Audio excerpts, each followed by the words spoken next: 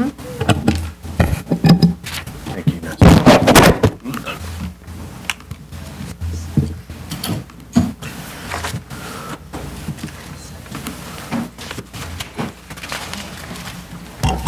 Good morning. This is the New York City Board of Standards and Appeals Public Review Session for January 7, 2019.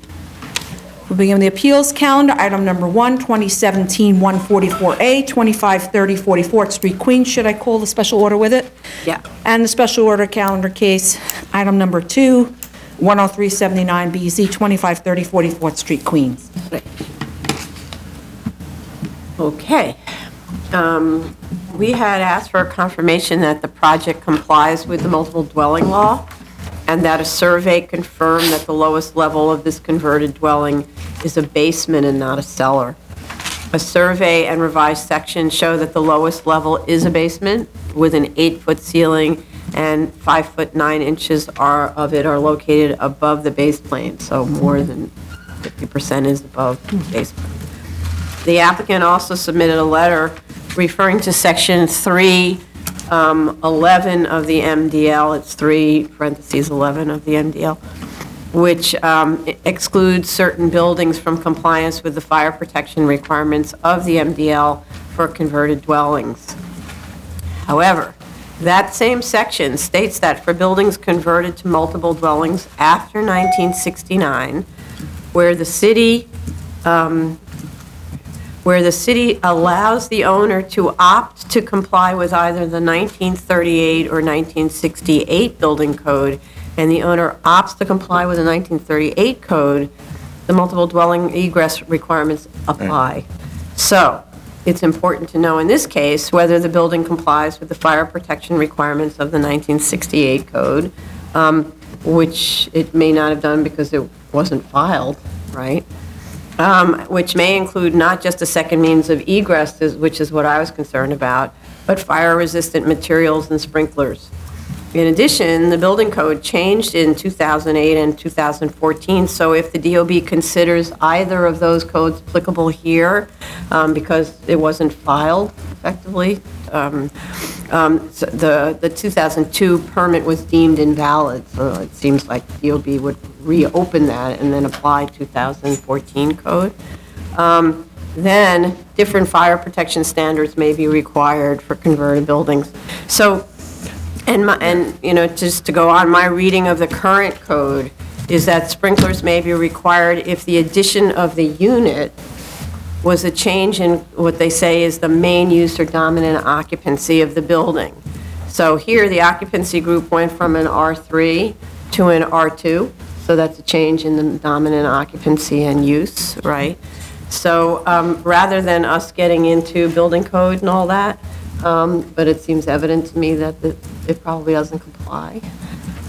In this case, I would like to make very clear in our resolution and have a note added to the plans that the BSA has not reviewed the project for compliance with fire protection requirements pursuant to the multiple dwelling law or the New York City Building or Fire Code for a building that was converted from an R3 occupancy to a 3-unit R2 occupancy. To note that as shown on the plans, there is only one means of egress from the units, no sprinklers, and an unknown level of fire-resistive construction. It is also not known whether the addition of the 3rd unit at the basement reduced the fire safety of the existing building, which is a standard in section 28-101.4.4 of the building code. And I'm doing that just because I find it a little frightening that a building gets converted with 3 dwelling units and it doesn't comply with fire protection standards, and but because it's not our domain, just to leave that as a condition. And then, so if therefore the variance is okay with everybody, because I'm okay with the variance, then it would mean that the revocation of the C of O, which is the first case, isn't relevant. Basically, it would be mooted out, right? Anybody else on this? I'm okay with the variance. I just, do you think it would be prudent for the fire department to inspect the premises first? Well, we can let the fire department speak to that. Okay. Are we closed? No. No, okay. Yeah, they can speak to that tomorrow. Because it's a combination of, so fire department has its set of regulations, and then They do. there's the building code, which is kind of, if you want to say it like that, clear as day. It tells you what to do. But what we don't know is whether the building actually complies what- with the building code and how DOB will interpret this, because arguably, they revoke the C of O, but if we don't revoke, not the C of O, the permit. But if we don't revoke the C of O, then the permit arguably stands, which means the 1968 building code applies, and whatever the rules are for that. But you always have to bring the new structure, the new place, into compliance with fire safety. I understand. I just don't, from the way their last submission, it seems to me that they are conceding that they don't have to comply. It didn't seem like they read the entirety of the statute. So my concern is that this isn't in compliance. And obviously the concerns that go with that. That's fair. Yeah.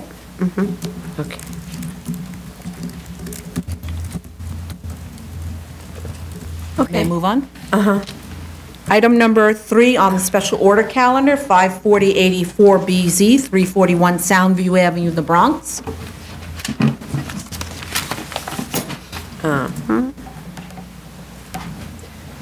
So the applicant submitted on January 3rd a response to the fire department's letter of objection concerning spray booth permitting and related issues. And so we just need the fire department to review that submission and make sure that they're okay with that. The applicant also submitted an operational plan, which we should have incorporated into the resolution as a condition. A lot of it is about how they're going to be managing parking on the sidewalk, et cetera. A sign should be added that states that cars parked on the sidewalk will be towed at owner's expense, which they kind of allude to in the operational plan without providing a sign. And then some elements are already on site, apparently. So we should probably see photographs of those things already on site. But they talk about installing cameras, speed bump, additional signage, which should be installed now before we vote. And the landscaping photos show many distressed shrubs that are more dead than wintering. So evergreens don't tend to go brown when they winter. These should be replaced in the spring.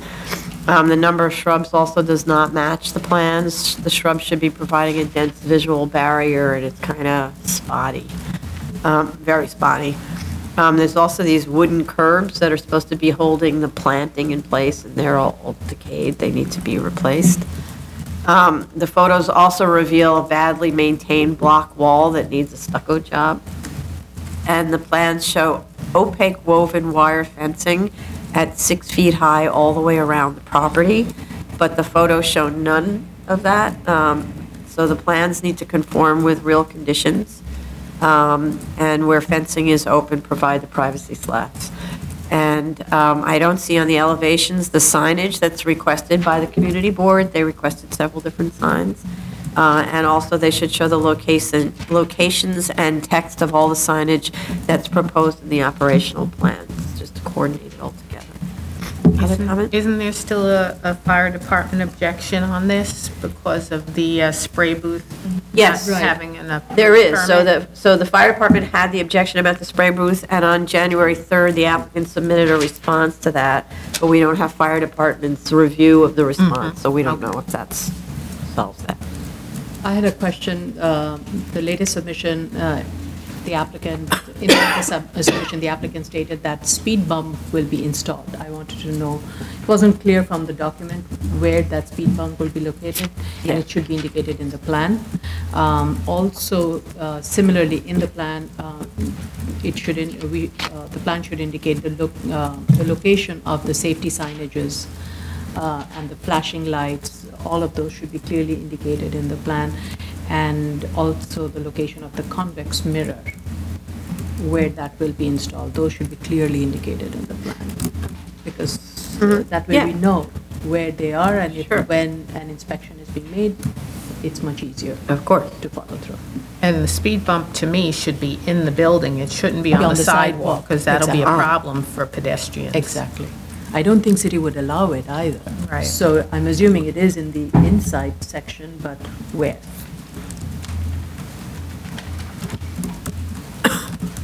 Okay. Anybody else? No? Thank you. Okay. Item number 4, 21997BZ, 13011 North Conduit Avenue, the Queens. Okay, we have a fire department letter of no objection. That's based on the photos, the site looks good, and we now have an as-built landscaping plan. The shrubs, though, could use some tending to, they need to be trimmed, they're looking pretty scraggly. That could be a condition to approval. We do have a copy now of the DOT conditional neg deck. And though we can't know whether the signalization timing changes were made in 1998, there was also the recommendation to prohibit parking on the northbound 130th Street approach. That's easy enough to verify whether that was done, whether there are no parking signs there. I'd like to suggest that in-house, we reach out to DOT to see whether they've experienced issues at the intersections that are mentioned in the CND, because if that mitigation had not occurred, then the project would have triggered an EIS, and it would be out of compliance with seeker regulations. So we should just see whether DOT has observed difficulties, or perhaps it's, they maintain records of what they do with those signal systems, like if they've changed the timing and that kind of thing. We could just find out whether they've changed the timing. That means they're paying attention, even if they didn't do it in 1998 or 99, right? If they did it in 2006, it means they're paying attention to that intersection. Anybody else? Item number 5, 2016-4150BZ, 667 Grand Street, Brooklyn. We have a fire department letter of no objection from late October, and the tenants were notified of the hearing, and we didn't get any submission from tenants. So it seems like this is a legalization and a CrossFit. It doesn't seem like it's a problem for the tenants. And they revised the zoning analysis. Right.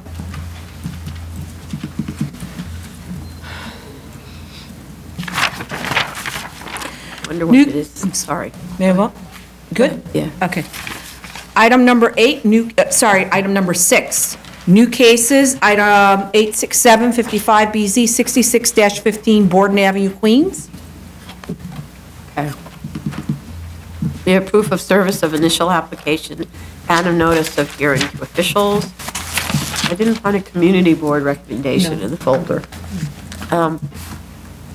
Fire department submitted a letter of no objection on 12/27. The 2005 BSA approved plans show landscaping along Clinton Avenue frontage and along the shared lot line with residential uses. The photos existing in our proposed plans instead show potted plants and a rustic chain link fence adjacent to the residences. The spotted plants are in very bad shape. Yeah, well, potted plants never do well, ever, because it gets to 22 degrees like today, and they just can't handle it. Google Satellite shows the little house fronting on Clinton, basically surrounded by parked cars on the site, with only a translucent fence as a sound and visual barrier.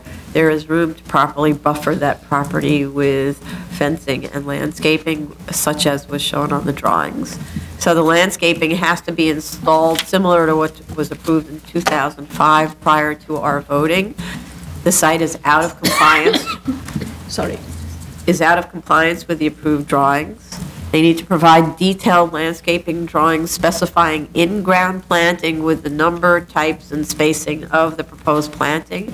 The planting along the residential lot line needs to be closely spaced shrubs at a minimum of 4 feet high when planted, and to grow to a minimum of 6 to 8 feet high, forming a dense barrier. A condition of the 2004 approval was no vacuums on the site. The site is specifically out of compliance with that condition. I believe there are 2. asphalt looks like it's in need of new topping. I'm not really sure why there was a condition against vacuums. Maybe they're noisy. And it's not located next to the houses, Yeah. it's on the other side. I just don't know why the board conditions that. Yeah, and then it is along the approachway to Long Island Expressway. There is ample separation between the residential use across Clinton, so it's not very clear why that was opposed. But I do agree with you with the need for buffering along the two residential buildings. And the site does need a lot of sprucing. Even that little triangular section in the back of the building facing Clinton, it right now contains a lot of junk material. So that needs to be, though it's not visible, there is sufficient and the coverage and buffering with fencing, opaque fencing along Clinton. However, that is lacking along the residential section. Right. And I think that height should be increased. I don't know why it was kept to 4 or 5 feet. It should be higher, The height of, the fence. so it should be 6 feet? Typically, isn't that what we go for? It depends on where it's located. If it's obstructing views for traffic, no, we keep it low. But if it's between the two properties, 6 feet is normally what we do. Especially the house that's facing Clinton. Also, there's a lamppost that's along the rear of that property line of the residential building that's fronting Clinton, and it has 2 heads. And though the drawings indicate 1 head, and one of the head is, I would think the way its head located, it is it is casting light into the rear yard of the Clinton property. So I think the lumen study needs to be improved, and there is also another light that's not shown in the plan attached to the building. So the lighting plan has to be revised based on what's existing or what's being proposed, and the lumen study accordingly. The signage analysis does not include the signage that is located on top of the canopy, even though it's an accessory sign, and I don't think it's permitted either, so that needs to be removed. There's a Right. square box Right. on top of the canopy, which just, Sign on top of the canopy. yeah. And based on the site visit, I did notice tires that were located outside along the property line of the residential uses. And there is an extra pylon that may have been used for signage that should be removed, that will provide for parking. Right, so the plans originally had the sign, ID sign was supposed to have been removed from the east side and relocated to the west side. Now you see on the drawings, the pylons on both the east and the west side. So, and I'm thinking the reason that the board wanted it moved from the east to the west was to impose less on the residential building immediately adjacent, but now you have pylons on both sides. And not clear if there's a sign on the east. Is there a sign mounted to the one on the east next to the resident? There is, yes. And Okay. there are 2 pylons, but the signpost is only off 1 pylon, and there's one, I don't even know if you call it a pylon, it's the base of the pylon. Oh, That's still there, so that needs to be removed. They do need to provide more more photos of the landscaping condition and the fencing condition. It's rusted, and from just the Google view and the site visit. right, okay. Is it possible for them to move the dumpster that is currently along the lot line with the residence to the other side on Clinton Avenue? Right. Yeah. The dumpster should be located, they can put it in the rear portion, right, because, Isn't that next to the Right, residence but that'll also? be next That's to the also residence, so they're residential, better right. off going on the Clinton On that Avenue corner. side in this corner here, Yeah. then it's only on the street. currently, based on the site visit, the dumpster is outside. It's not even located anywhere. It's right on the edge of the property, so that does need to be, that does need to be contained. Right. I'm sorry. Okay. Also, photos need to be keyed to the plans. There needs to be a photo, it's related to what you already said, but there needs to be a photo of the so-called proposed grass area. There's no photos of that. I think the sections are mislabeled. There's a section that's called BB that's not shown on the plan. And then on the plan, it says section AA, but there's no section AA, so I think it's mislabeled. The light spread diagram also shows some very high lumen levels adjacent to the residence. So they need to verify that and provide shielding to ensure levels step down to 0 at property line that's shared by residents. Any other comments? No? Okay.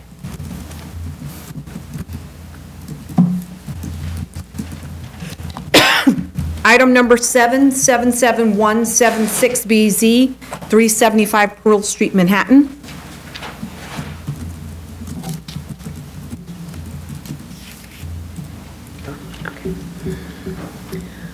I don't find proof of service of the initial hearing to officials. Only a proof of service of response to the NOC. Have it. You have it, okay.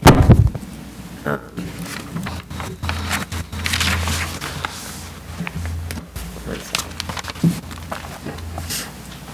Okay, we also have a 1219 Community Board conditional recommendation to approve with 23 in favor and 7 opposed.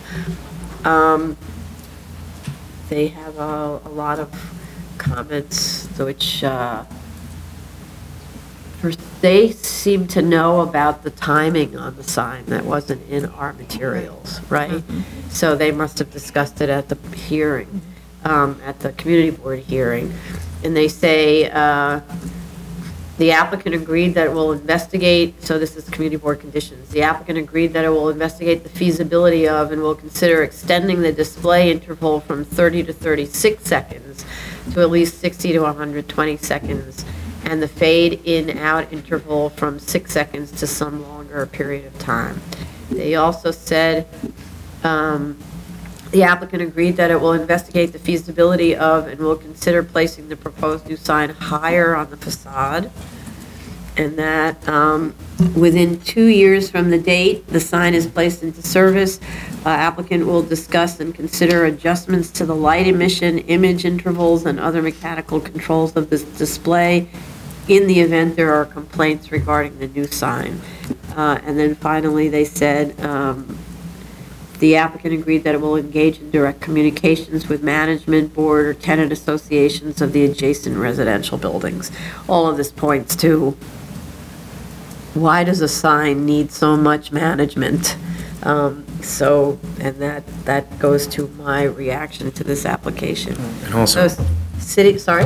And also, it seems like they have an agreement to look into and not to do anything about if there is a disagreement. Right. It has no teeth. No teeth, but the idea that the community board was so concerned about all of these things that the whole neighborhood has to get involved in the management of a sign. Speaks volumes. Yes. So city planning also submitted a letter on December 17th, letter of objection, strongly urging the board to consider carefully the difference between the individual backlit letters of the current fixed sign and the level of illumination and changing text of the proposed LED sign and of its impact on the surrounding area and the public plaza that's directly below it. The letter states that because the sign projects over a bonus plaza, a city planning modification will also have to be obtained because it's essentially reducing the plaza area by that projection open to the sky. Right, it has to be open to the sky. As described in the statement of facts, the facade on which the proposed sign is to be located is subject to C1 sign regulations because it is located within 100 feet of a residence district. This is the case for the north facade as well. I note that the south and west facades of the building are located in a C64 zoning district where the maximum permitted height of an accessory sign is 40 feet. This sign is 500-something feet in the air, so. Had this been a C65 or a C67 district, there would have been no limitation on the height of a sign, but there are no C65 or C67 districts really anywhere that I could see in that neighborhood. It's not clear how far away the sign is from the Brooklyn Bridge. They didn't give us, and its approaches, they didn't give us that information. But due to its height and distance, it would be visible both from the bridge and from the apartment buildings across Pearl Street. The current sign is visible from the park located within the housing project development and from the Brooklyn Bridge. But unlike the current sign, this one would be over 1,000 square feet, and we've seen that an approximately 350 square foot LED sign in another recent location, namely Baychester, right? Produces such significant lumen output that it proved to be an enormous nuisance to area residents. So the lumen output was not discussed in the materials provided, nor do I find detailed information on the proposed changeable copy, and as I mentioned, the community board somehow was made aware of this. To my knowledge, there are no DOB maximum illumination standards as referred to in the statement of facts. If there are, they should be provided to us by the applicant, but I think that's been the problem throughout with these LED signs. On that other case, there's no maximum output, so you can read by the sign in the dark. So static pin-mounted letters with interior or back mounting project nothing near the degree of illumination of a 1,000 square foot rectangular LED sign, which is effectively a huge television screen. There is better technology available to potentially accomplish changeable non-flashing copy, but this isn't it. When I say that, I'm like, you look at Times Square and they have hundreds of different kinds of types of signs. Maybe what they want to accomplish is doable somehow using one of those technologies, but not, in my mind, not a 1,000 square foot TV sign. Other comments? I would like a clarification regarding the 2016 letter of substantial compliance, and that is, was it to allow only one single sign for that eating and drinking establishment, or was a broad confirmation that it would permit accessory sign in compliance with the underlying regulation? No. The LSC was a specific request to install a sign related to an establishment way down below, and unrelated to this sign or anything else. It wasn't a blanket approval. There's a reason I'm asking that. Yeah. So let's say if there's another accessory, another use that is located on the ground floor, would they be, based on this letter of substantial compliance of 916, be allowed to put another similar accessory sign on the ground floor? So based on the... That's They DOB's. have a ground floor sign right now. Yeah. It's a Right. Starbucks. Right. So, but the point is that it's always DOB that decides whether they want the applicant to come to us for a letter of no objection or a letter of substantial compliance. Okay. That's how they end up coming, Okay. right? So if DOB views that letter as a blanket approval, it isn't, because it was related to a very specific sign. Okay. But, right. But on the other hand, the rule about sign is it's per establishment, right? Right. So if there's a Starbucks and then there's a Dwayne Reed or something downstairs, each one is entitled to have their signs. That just leads to one of the concerns that the uses that would be located on the ground floor, through a letter of substantial compliance, perhaps, would be allowed a sign associated with the uses down there. So my question remains as, how would a principal use on a zoning lot be defined? And it's not a defined term, so I'm a little concerned about extending this allowance for principal users having multiple signs and using that other sign that's located, that is proposed on Pearl Street, to have principal users signage be located, which is above and beyond of these establishments that would be located on the ground floor. Okay, so just to pick up on this. So it's atypical, of course, for a building to have a sign, an ID, right? Right. There was a period in the 70s where a few buildings got Right. These were all signs. the so-called signature signage that was Right, so allowed. you don't see this anymore Right. unless somebody's doing some interesting things with lighting, right? But, so normally we don't think about the ID for the building, right? It's the establishments, the retail establishments that are below, and the signage regulations for them that permit each establishment to have a sign. So I don't think that what we're talking about here is more than an amendment of a variance that was granted in the 1970s and might not be granted today, because you have to provide a reason why you need to have an identifier that's 536 feet up in the air, right? Right. So I don't see the board approving future variances. What it's doing is it's being asked to allow a modification of an existing variance, where when it was New York Telephone, they got to change to Verizon, et cetera. Yeah. The only difference is the paperwork was very clear that this sign would display for the various principal Yes. uses. So I think we need more of an operational plan. We need to know what's in the building, what is considered a principal use, and how this sign is going to reflect those principal uses, right down to the timing. And I think my concern is that principal use it's not a defined term. So how do we even establish, based on what business terminology that we would have a clear grasp of what a principal user is, and which, in my mind, would lead to potential misuse of the signage. And that's why I want to keep reminding myself as I was reviewing it that there is a possibility for all, apart from the principal users, if you have any commercial ground floor retail uses, Yes, they would have their own separate signage. And then there's this additional sets of signage for all the offices that are going to be located. And if there are 4 offices with 25% each, that means all 4 are principal Well, uses? because That's the what they're principal saying. use is an That's- office building, Right. and so Was all that- of the tenants, I guess, would have a chance to Yes, that's the actually proposal. have But signage that can up there. change, and the business Yes. terms are going to change. How are we going to monitor that? I just think We're this not. is, therefore, But I the- just have a huge concern. I mean, the intent of this originally, and that we do need to understand the intent of the original grant as to why a signature signage was allowed. That was something that was. We could done. But I condition think- the resolution to say for the office signage, for the signage for, the office tenants or something like Yeah, that, but it- perhaps as a way But to ensure that the who's- Starbucks doesn't If get to I- put an ad up on the top floor like But that. office buildings, they're constantly changing, right? So 100% of the building was occupied by Verizon. Then it becomes 40% occupied by Verizon, and 60% has 4 principal tenants.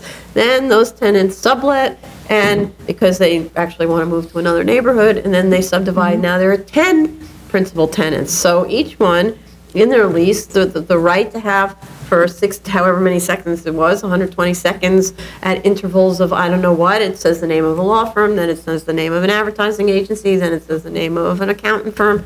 That's what's actually proposed. Right. Yes. So, and you're not Right. going to be able to regulate how many offices. I And if we agree, take a but step what back- you could do through the resolution is ensure that Starbucks on the first floor doesn't get in the game and then start putting coffee cups, because that's the But what if retail use, Starbucks which has is an not. office? They have offices. Well, if Starbucks has an office, then Right. of course, as an office So- tenant, they would be able to have it there. But if they Right. don't, and they just have a retail store, they would not be able to. Let's step back. Yeah. What was the intent of that signage? That was not to provide an advertisement sign for any of the users or the businesses. If there are. It's not Well, an well, no, no, no, advertisement. But It's if- an accessory sign an accessory reflecting sign. the use. But which at reflecting one the point use, the was- the New York Telephone and then Verizon.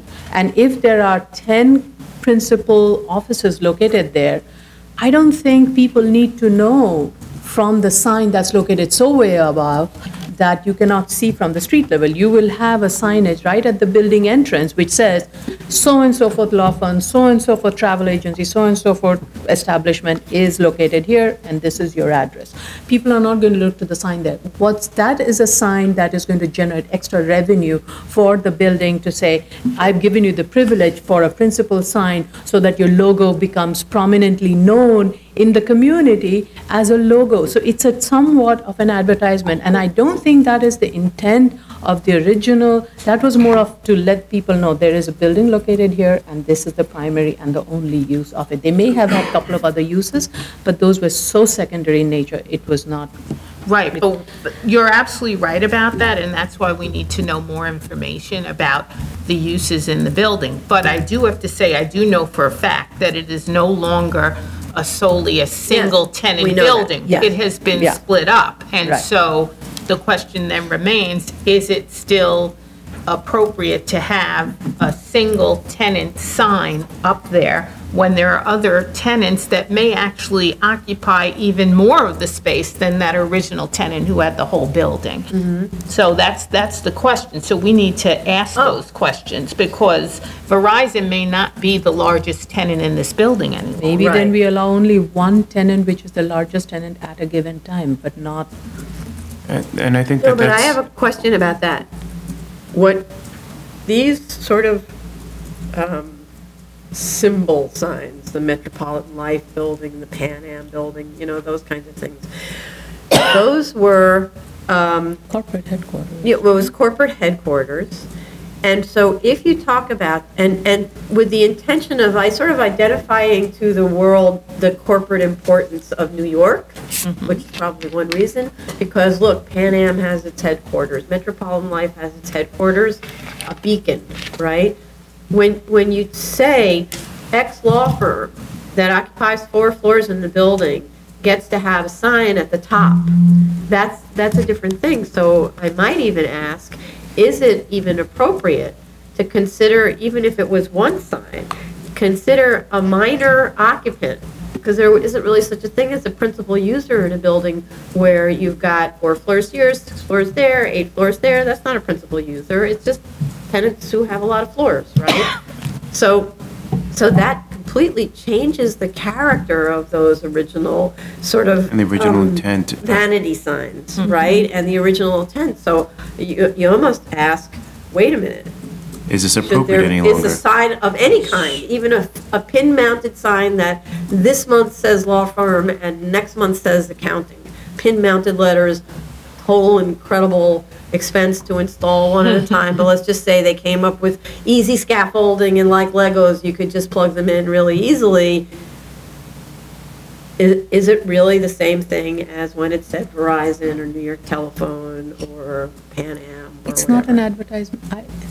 But Yeah, it's, I just see, to me, moment you're changing the text, it's therefore no longer I mean, the accessory sign doesn't need to be that high. If accessory is meant for people to know that you have a business there, it should be at the lower level. Ground floor. Well, this. Those are meant to be symbolic for like a signature thing. So, I'm sorry. Yeah. Yeah, I think there's a lot in the original intent of the original variance. I also think that, I think we would all agree that this is a drastic change from what the original variance was. And we have to look at how we handle, even though there are the terms of the original variance, we have to look at it in the light of today when we're going to make an amendment to it. And in that light, you have to consider whether or not, you would have to presuppose that the lesser variance was granted at that time, and whether or not this change is way outside of what a lesser variance would be. And if you think about that, at least I at this point, reading the material, am very underimpressed. I don't see any precedent that suggests that such a change, such a marketed change, is within the confines of a lesser variance granted. And that's my first step. And then I certainly agree with everything that's being said with regard to principal use and whether this is still appropriate, as this is no longer a title-type building, not an advertisement, but a title-type building, a symbol, as it has been in the past, and as I presume was the intent of the original variance.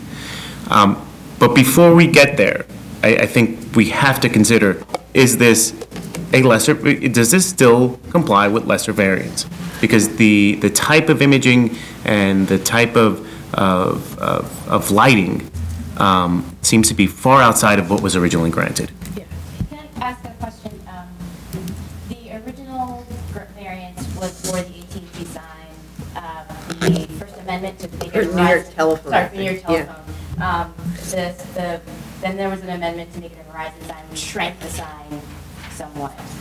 The amendment now is seeking to resize the sign So back to the original. original? No, it's, what they did is they measured the pin-mounted letters that say Verizon equals whatever that does. Then they measured the swoop, it's sort of a check mark for Verizon, right? They measured that, and they did it in a pretty conservative way. They didn't measure it kind of this way, but they did measure it in a rectangle. And they added those two together, and they came up with 1,018 feet or something like that. And so they're saying that's how we're coming up with an LED sign that's 1,018 feet. And, yeah, and we don't know anything about the text that fits in there. Presumably, you could take the 1,018 feet and have a stable backlit LED thing that says exactly the same thing. It says Verizon with a check mark, and it would fit within there, presumably. But obviously, and it's part of the problem with that LED technology is because you can't fix it, you can't say it's black except where there are letters. It doesn't allow for it, as opposed to the ones back in the day where there were lots of little light bulbs, right? And those were just black, where there were no light bulbs. Also wanted to flag, when the community board discussed raising the sign higher, that is an increase in the degree of the. Yes. Degree of- Because right. the variance is to allow the height of the sign as well. And I think the reason they wanted to do that was because of concern with lighting. apartment buildings below. Right. And maybe the higher you go, they won't see it. They're going But to in see increasing it. the degree of the variance, you have to have a new hardship, you know? Right, to yeah, ask for sure. I think it's going to be more visible. I mean, the signage is going to be more visible once you seems- move it up, especially now Yeah. with all the development along Brooklyn side of the waterfront. It's going to be more visible even with the new developments that are coming to the north of Manhattan. It's going to be extremely more Even visible. if they won't be able to see it, they'll see the The light lighting. They'll emanating. certainly Yeah. see the lighting. Yeah. The level of illumination is Yeah. far outweighs what it is now. And as the letter from city planning stated, it's very different community than what it was. I think we have a lot more to consider before we can make such a change, Yeah. if we decide to go that road. Commissioner Shetai, did you Yeah, have that? I did look at this case like 3 times, and I don't know why every time I looked at it, I either was under the impression or I did wish that this is an extension of term, it's not an amendment. That's the. Long story short, what they are proposing is to digitize this sign. Digitizing for me means that you could put whatever message in there. So tomorrow, if I decide to like leave the board and open any business there, I could put a sign on this. Sure. Like very prestigious. Exactly, yeah. Provided you're a Incorporated. principal. Yes, exactly, yes. As far as I'm one of the tenants of the building and I Yes. have an office there. So Yeah. for me, that doesn't make sense. If this is an extension of term, I believe that step 0 is to look at the original grant and see whether they are still complying with the intents or conditions, if any, with the original grant. But I don't believe that was granted for a specific term. So I believe instead of, No. before looking at whether we want to grant this or not, we want to look into whether this is still in compliance with the But original. It grant It is, spirit because or they not. haven't changed anything. Right now, if you go to the building, it says Verizon in the same letter. rounded letters Yeah. that were approved. So they have not changed anything yet. I'm not talking about just the current situation, I'm talking about the current situation and what's gonna come after that. Digitizing this sign will give tools, chances to whoever the owner of this sign to broadcast whatever. And nobody's gonna have the means and methods to monitor this That's and far to more file a valuable. violation. Right, but that's why this is an amendment to variance, because they're changing. Yes. They're making a major change to No, no, what's even- there even if they now, so wanna- that's let- why. Let's say they wanna put a sign for a business that doesn't exist within the building. Well, there's no way for us to monitor it. Exactly, that's what I'm Right, saying. that's And, the- and by yeah. granting this, we're giving them the Right. chance to do that. And Right, and no, even I if they know, don't but I break the mean, you rules. can't consider whether or not what they're going to put there is in compliance with the Right. previously granted conditions, because what they want to put there is new. So you cannot, it's new and it's different. So you can't say, does it comply with the previously granted conditions? Because the previously granted conditions were pertinent to the Verizon sign that was in existence, which was proposed, and No, what- the existence of the previous letter of substantial compliance. So now, this is new, it will, if we were to approve it in the future, it would get its new set of conditions that are appropriate Right. for the new proposal. You don't then go back to the old. I think, I but agree maybe with what Commissioner Chit is getting at is, and we're not going to be able to probably figure this out because it happened in the 70s. What was it the board was looking at? And why did they say 500 and something feet in the air is a good thing, 1,018 square feet or a little more maybe is a good thing? What were the issues that they considered back then to agree to grant this variance for a sign? And just to give a little color, because there are actually articles about these signature signs on the top of buildings, I'll see if I can dig them up, where there was a period where all over Manhattan with the newish skyscrapers, the city was liking the idea of identifying corporate headquarters. So you'll see, if you go high in Midtown, you'll see a few. New York One inherited, I think it's the Travelers sign. So there used to be an insurance company called Travelers. They got one way up at the top. That's now a New York One sign. And Pan Am Building at Grand Central Station had this fantastic logo, and then Metropolitan Life came and put up Snoopy, and then I think they changed it to not Snoopy. And, right, so there's just a smattering of those. They all occurred within a few years of each other, and then the city sort of got disenchanted with that concept and stopped allowing it. And at the time, it's my understanding, at the time, it served for the value of both the city and the owner of the property. Yes. So I think that's a consideration that we should, would this serve to the value of the city? And again, is this, I'm stuck with this theory, this idea that this is far more valuable, this type of sign is far more valuable to the owner than the original landmark type sign that was there, no, landmark using loosely here, sign that's there now. Right. And we have to go back to the lesser variance and consider, is this value justifiable? Right. And I, at this point, do not think it is.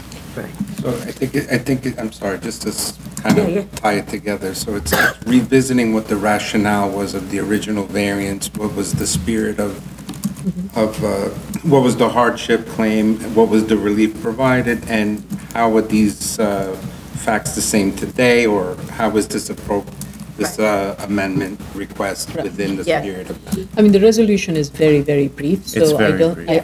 we do need more detail from the documents and any of the other Yeah. cases.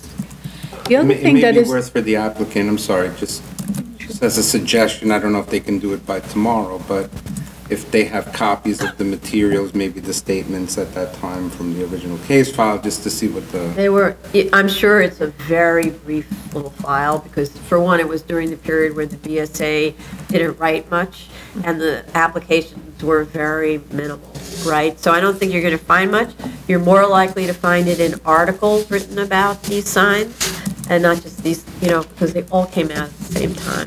So, also, I think the New York telephone, there were a couple of other buildings that were built around the same time, similar architecture, and all of them had that, or the Marbell, the Marbells and New York telephone. Yeah. They all kind of were built around the same time and had their logo outside.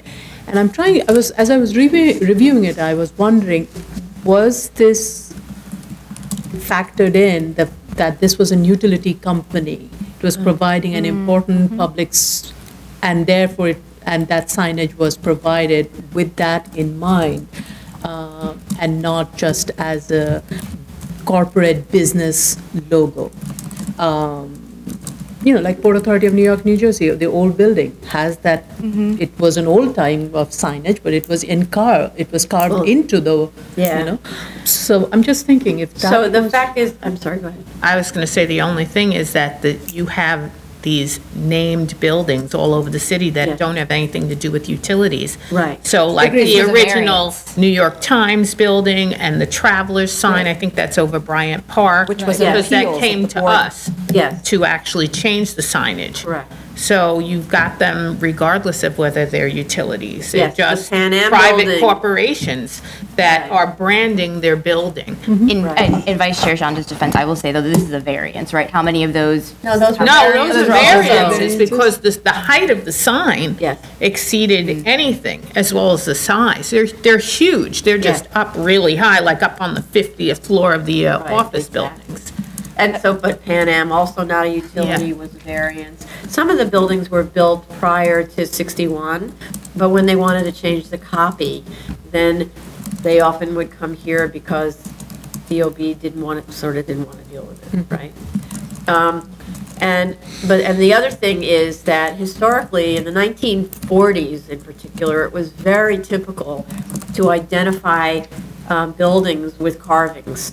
And then when kind of 50s modernism came about, that was no longer an opportunity with the design. So they kind of created this new opportunity to brand a building where it used to be, and it was called an architectural feature. Those signs were features of the architecture. And then DOB pulled away from considering those things architectural features like a cornice. So there is a whole history of this. There's, I think, even a TPPN about architectural features. That maybe- You mean about So integral that's actually portions? dated September 5th, 1991. So there was, the subject is symbols. And it says that many buildings in New York have distinctive features, including logos, which enhance and symbolize the architectural whole of the building and add to the diversity of the skyline. Therefore, where a symbol on a building owned and occupied by a corporation is considered to be an integral part of and is closely identified with the architecture of the building, such symbol, upon review of the Borough Commissioner, may be deemed not to be a sign and shall not be subject to the sign regulation of the zoning resolution. But there was Except this was overturned by the board in the Travelers umbrella. That's what I was just gonna, Okay. that was the. No, umbrella actually, sign. it might, it's helpful for us at least to understand the history of this, if either the applicant or our council gives us some background on the history of these architectural features or symbols, that kind of thing. Right, because that Travelers Sakona memo, or- that was a Sakona memo, right? I think that was superseded after the Travelers appeal, then that was superseded. Right, okay. Okay. Thank you. Go. Item number 8, 21297BZ, 10 High Point Drive, also known as 140 Merrick Avenue, Staten Island. Okay. All right. We have proof of service of initial application and of notice of hearing to officials. There is a somewhat confusing community board recommendation to disapprove with only 3 in favor of disapproval, maybe. It might be backwards. 26 opposed and 1 abstention. So it isn't clear if this was meant to be 26 opposed to the application or 26 opposed to the resolution. Yeah. So we need that clarified. Also, the details of the recommendation are cut off, so we can't find out what they really think.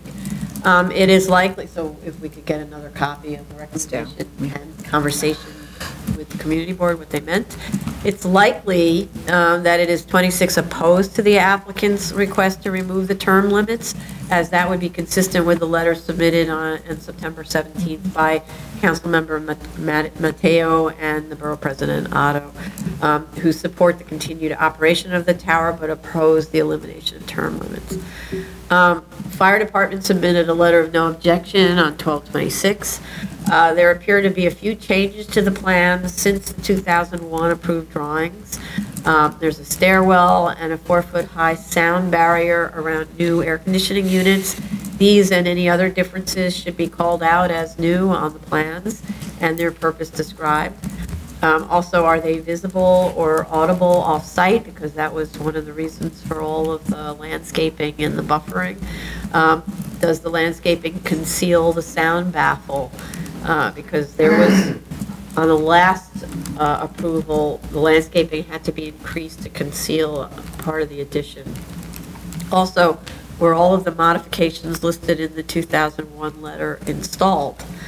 I would like we do with all of these cases, I relied very much on the SEC compliance engineer to walk us through these projects.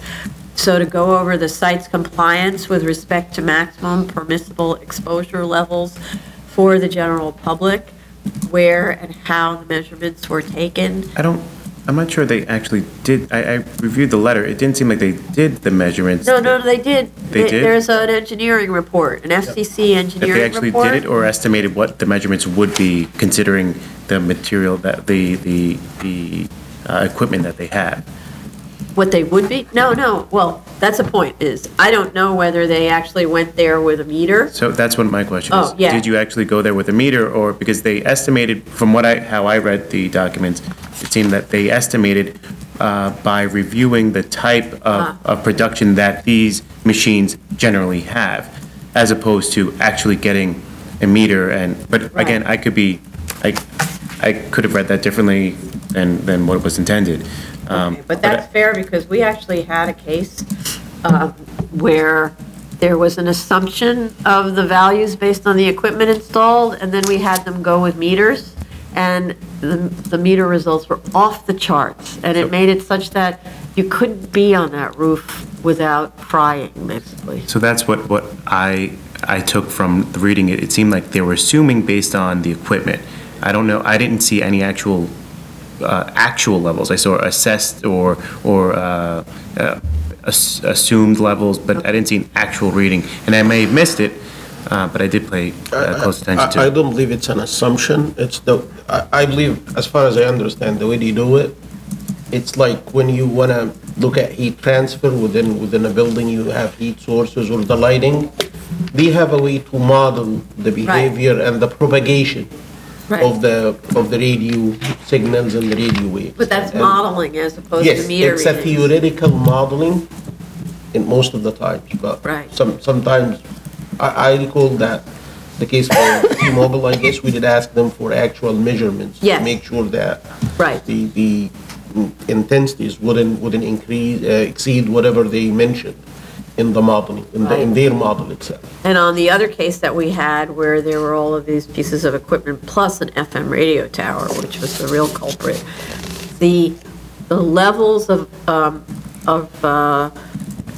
emission levels had not been, let's say, corrected, like the equipment hadn't been corrected the way it's supposed to be, maintained the way it's supposed to be, so the emission levels were much higher than what the modeling assumed. So, and we found that out because we were asked that they go and actually measure. So I'm going to request something. That's distinguished from this case, because that case was on a building that people could theoretically go on the roof. Yes. Whereas this is a fenced-off lot. Correct. So. But there are houses around. Supposed to be. Yeah. True, but it's not quite the same as the other one, where people could possibly, if they were evacuating to the No, but roof, there- would there be are- on the roof. No, absolutely The correct. general public, so the metering for the general public as opposed to utility workers, but if we're going to meter for one, I suppose we should meter for both, in that this has been quite some time since the last time this has been before us, and it would be wise to be prudent and get an actual meter reading. There are several homes around that area. I visited last week, so I'd like to get that reading. And the assumption on the analysis is that all this stuff happens really high in the air, but that's an assumption. I don't know enough about how waves are transmitted, whether there's a possibility they get deflected somehow, and you end up with some that are down lower. I just wanted to add to what Commissioner Ali Brown was stating also, just to distinguish this. The question that rose on the other case had to do with the FM antenna. Yes, As much. that's what made it so hot. But when I was looking at the list of equipment, some of it actually did look like it was radio antennae, not just television equipment. So Right. that was, because you saw all the other equipment had, I don't know, 1,200 hertz, things like this, and then there'd be something with 31,000 hertz. What's that? I think that's the emergency services. Yeah. And this, I believe, it's very typical when you predict behavior of engineering systems, whether you're talking about a building or an antenna tower, that use an engineering model to predict how much settlement, how much water is gonna come out, how much emissions will come out from this kind of antenna. And it's very typical approach that if I have a report, structural report, that somebody's telling me, I made a finite element model, this building wouldn't settle more than half an inch, trust me. If I'm reviewing this, I would say, no, I'm not gonna trust you, I'm okay with what you did so far, but please, when you start construction, prove it to me through monitoring. If we are the entity that is reviewing the engineering report that came to us, I would say let's ask for proofs, monitoring. Yes. Actual measurements in the field. If we're not, and this engineering report was approved by somebody else, it's up to them. No, so the way that it works on these cases, and I admit it's quite strange that the BSA reviews these kinds of cases, but basically it's the FCC engineer and the utilities that state that we comply with FCC guidelines. That's it. They fill out forms for the FCC, that's all. We end up being sort of the checking agency. We end up just checking that what they represent is the case. And most of the time, what they represent is either the case or the amount of antennae that are being installed in a location are relatively few. We've had a bunch of cases where, you know, there are 15 antennae on a roof, they're all telephone antenna, they don't do much, right? But but in that case that we're all thinking of, where there was this FM radio transmitter, there were also hundreds of antennae for telephones. So all of that accumulated potentially could have risen to a level that was unsafe. As it turned out in that case, it was the transmitter that was making it super hot on the roof. And we wouldn't have known that had we not done testing. And they wouldn't have admitted it because the modeling says it's running at a certain hertz level or whatever it is, amperage. And it wasn't. That was the thing. So we do have the authority to ask them, but there are FCC guidelines that limit how deeply we can go, right? Okay. So unfortunately, so all we can do is, if the numbers say it's a danger it exceeds the FCC guidelines, then we can say, you can't exceed the guidelines, you need to bring it down, right? And FCC wouldn't let them exceed the guidelines either.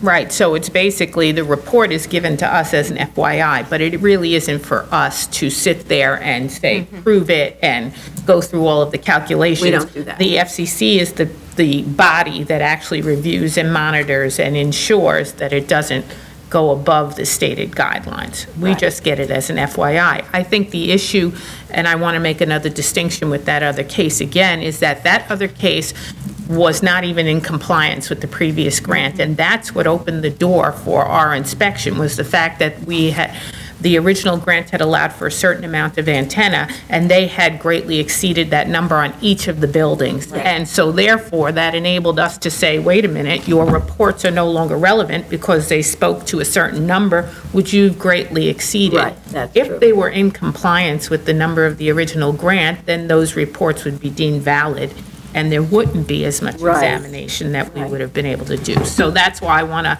also distinguish that, because we don't know yet that this is a bad actor. They seem to be in compliance with everything. Yes, right. But that's really the reason to have the FCC officer, engineer walk us through. The same way we do with the airport issues, where we really rely on their engineers. I just had a couple of questions, and one was, the applicant is requesting the removal of the term limit, and I just could not connect the dots for this request to what the applicant had stated in its statement, with regards to the 1999 Federal Communication Act and the Wireless Communication Act. I couldn't connect the dots as to why those would require us in any way to remove the term Yeah. limit. They don't. And that's extremely weak. And if that's the argument, it's not clear to me.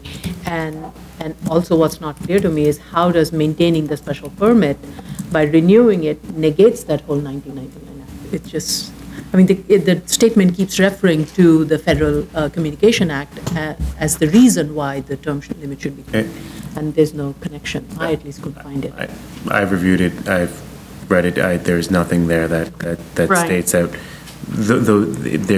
those are not connecting, they're non sequiturs. They haven't proposed any real reason why Right. they shouldn't they shouldn't come back. I kind of discounted it because I didn't see an argument for it. Right, it was kind of a circular argument, yeah. But just to clarify, there is no statutory requirement of a term, it's completely discretionary. But, and that makes it, as that it is discretionary, it's our requirement. I don't know what you mean by that. Could you just say that a different way? So if the original board had created this requirement that is entirely valid, there's no obligation for a extension of term or a term limit. There's no obligation. We are not obligated to do so. We have discretion to do so. And as we did, there's no they haven't supplied any reason why we shouldn't. Yeah, That I right. understand. Thank you. But No problem. since they are coming to us to eliminate the term, as far as I understand, and the way the process goes, every time we come to extend, we have to go to the FCC and present an engineering report and prove. No, the FCC it's presumably is monitoring the equipment because that's their domain, right? So the equipment has to be meeting FCC standards. If not, it's out of compliance with FCC laws, right? They have to do that all the time, right? But in the case that I keep going back to because it was such an extreme case, presumably they were required to meet those standards too, and they said that, so that, there are two standards about exposure levels. One is for the general public and one is for the workers. And the workers are viewed as having more information about how to protect themselves when they go up onto a very hot place, And they have right? protective equipment. And so what the board had done in that other case was it said, this is a roof of an apartment building. Kids go up on the roof to have a smoke, right? And you can't prevent them from going on the roof, and there they are exposed. So you can't look at this as a general, as a workers-only exposure location. You have to look at it as general population, right? So that was where the board made the decision that that was the maximum exposure level. Meanwhile, the applicant could have persuaded the FCC that that's not the maximum exposure level that should be the standard. It should be the workers' exposure level. So that was something where the board imposed something which apparently is legitimate because it's true that people just go on the roof. And when we learned that the roof was so hot, we made them put a trigger on the door that when someone opens the door, it shuts down the FM antenna. So, own place now. but that kind of investigation wouldn't probably have happened with the FCC, right? Because it is the operator of the tower who decides what it is they're going to represent to the FCC, right? My concern about eliminating the term is this. If they have the term, they have to go every, 10 years, 15 years, and check conditions there. If we eliminate the term, I'm not sure if this is going to be done. Right. That's the only concern I have. So is it possible that we can lengthen the Well, term? it was 20 instead of- years. 20 years is It's currently 20 years. Well, it was 20 years, the last approval was 20 years. We could leave it at 20 years. It's not that big of a hardship, 20 years. Yeah. Right?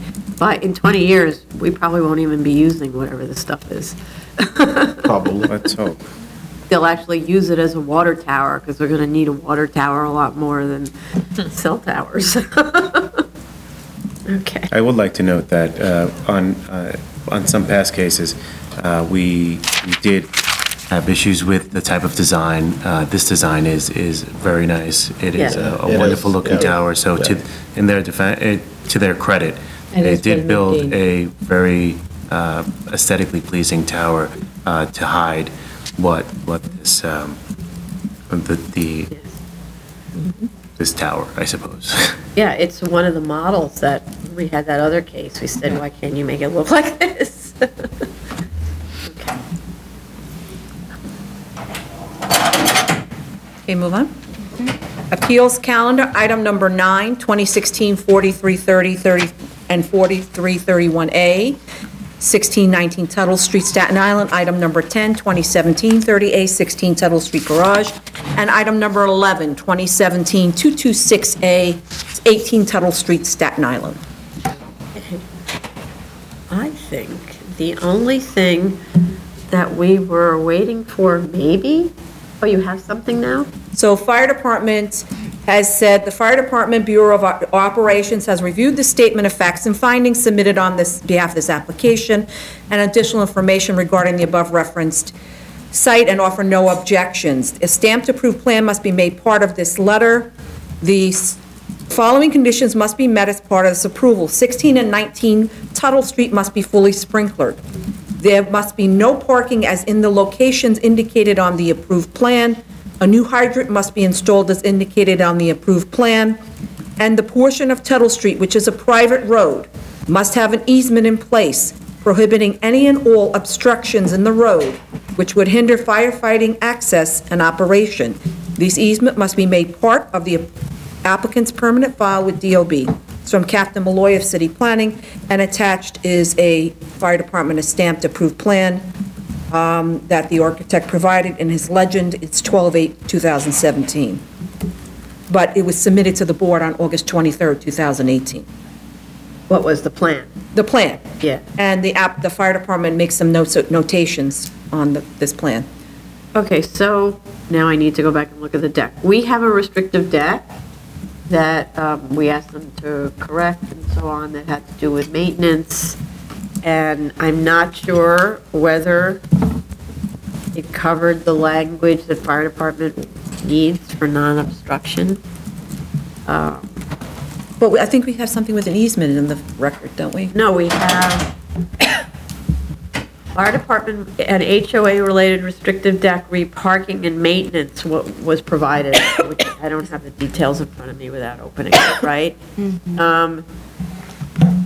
So, but what I don't know is whether what it says about parking is meeting, is reflective of what the fire department had in mind when they wrote this letter. So if perhaps fire department could look at this restrictive deck and see whether they needed to say more. You have the file, right? You have it, though, okay. Okay.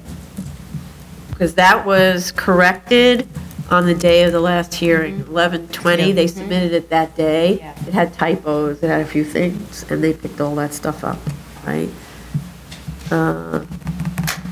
So hopefully, with the addition of a sentence that could be done today, we could get that done.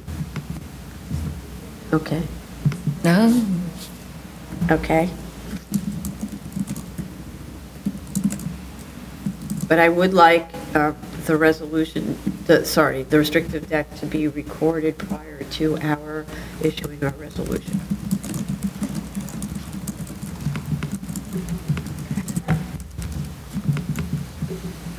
Okay. Okay. Move on. Item number 12, new cases, 2018-23A and 2018-24A. This is 29 and 31 Herbert Street, Staten Island. Okay, we have proof of service of initial application to officials and of notice of hearing to officials. Community Board recommends denial, stating Herbert Street is too narrow for commercial development and disagrees with the applicant's interpretation that the commercial overlay allows commercial use on Herbert. I think what this isn't really GCL related, is that they don't really want there to be commercial use there. But the proposed use, which really isn't a GCL related question, but the proposed use is basically two little stores underneath two apartments. So if anything, it's going to be like a little candy store, a little And it meets the deli. zoning, and it meets the zoning requirement of a lot, when you have a lot where more than 50% of the zoning lot is, actually not more than 50%. Yeah, more than 50% of the lot area of the zoning is located in one zoning district and the rest is not. You can extend that. Right. And that's what this is doing, and this is definitely within that 25-foot Right. limit, because it's 212 feet, and the commercial overlay goes up to 200 200, feet. right. And I So think- the 12 feet is very much within that requirement. I think the community board The appreciates, community doesn't appreciate the intent, I mean. it appreciates that they are in compliance with the letter of the law. But Right. It doesn't like the outcome of this being an Right. event, a through street with, a through lot with commercial facing residential. Well, it's It's not a really a through through lot. lot, it's a It's not a corner. through, it's a and corner. It's a an corner, interior.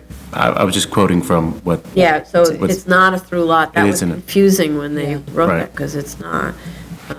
But I think they have an issue with city planning, and it's really not a GCL It's not something that- question.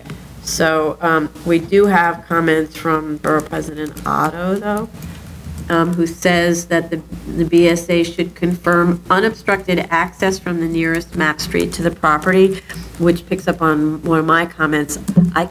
There are no maps provided that show when you finally connect to a map street, because Seguin is not a map street, and then I don't know where it goes from there, so where there is an actual map street. It goes to Arbor, which also is not a map street, so it may be that this is an area where the entire street system is unmapped. Eventually, it puts you somewhere, but, I think Amboy Road is probably the nearest. no, it shows it as a street. CCO.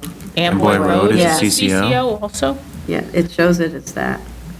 I find that hard to, So we Yeah. need, Well, there are lots of such major streets, right, in Staten Island. well, that are Richmond CCO. Terrace Richmond is Terrace a- is CCO. yeah, Yeah. it's very confusing, but. So, So we do need more and I'd also like more information on the width of Seguin, and provide an area map showing where the nearest map street is located, so that we can get a sense of how it connects to the actual street system. And then the other thing that the Borough President said is, the BSA should address emergency access to proposed accessory parking situated at the rear of the structures.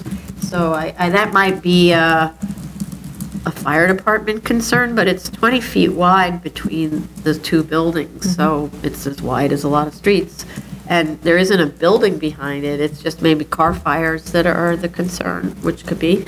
But, and to pick up on that, that ingress, they also say ingress, egress easements be memorialized in the BSA resolution and recorded against the property. So that is a classic case of when we have these subdivided lots where they have to have cross easements, because you can't get to your own parking space without going on somebody else's property. Or you could if there was a fence, but they're not putting up a fence. And then they also say the BSA should address the curb-to-curb pavement of the CCO'd street frontage, Seguin to northeasternmost property line along Herbert, to ensure that there will be no street cuts along unmapped streets being relied upon for additional access to GCL 36. I have to admit, I don't really understand what he said. Very odd. So, picking up on what I thought he said, was if the access is from Seguin, but the connection to Herbert is only 25 feet in some places, it necks down very narrow. So I'm assuming that you have to drive down Seguin in order to get to this place. In which case, there's a spot where the roadway gets very, very narrow, and that's in front of this property owner's property. So they control it, and they just haven't applied yet for the GCL waiver for whatever they're going to build on that corner site. So I think that sidewalk should be cut back and the roadway widened, so it's a continuous width all the way to this property. And then at least you get the 30, whatever feet it is, width. And we also need, we had an interesting conversation with the law department, and we learned that these CCO streets, just because they're a CCO street doesn't mean actually any obligations on the part of the city to maintain or anything. So as when we see a CCO street, we'll just always have a restrictive covenant that requires maintenance of the roadbed in front of the street, and that way, at least they know, and if the sanitation department picks up the trash and so on, great.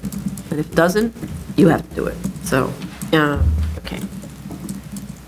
And we do have DEP sign off as of 10/23, and the wording, we should talk to DEP about changing the wording on these sign-off letters. It says, "It is anticipated that the water connection to the 8-inch diameter water main, the proposed sanitary and storm connections as per the site connection proposal will be maintained by the owners and will not be maintained by the city."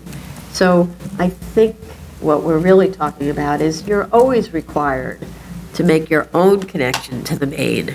So they've been confusing us because we thought somehow it's having to maintain something that's normally maintained on a map street by the city, but connections to the main are never the responsibility of the city. So I think we just need them to help us with that language a little bit. Okay. Anybody else? Cool. Lena. Okay. Go ahead.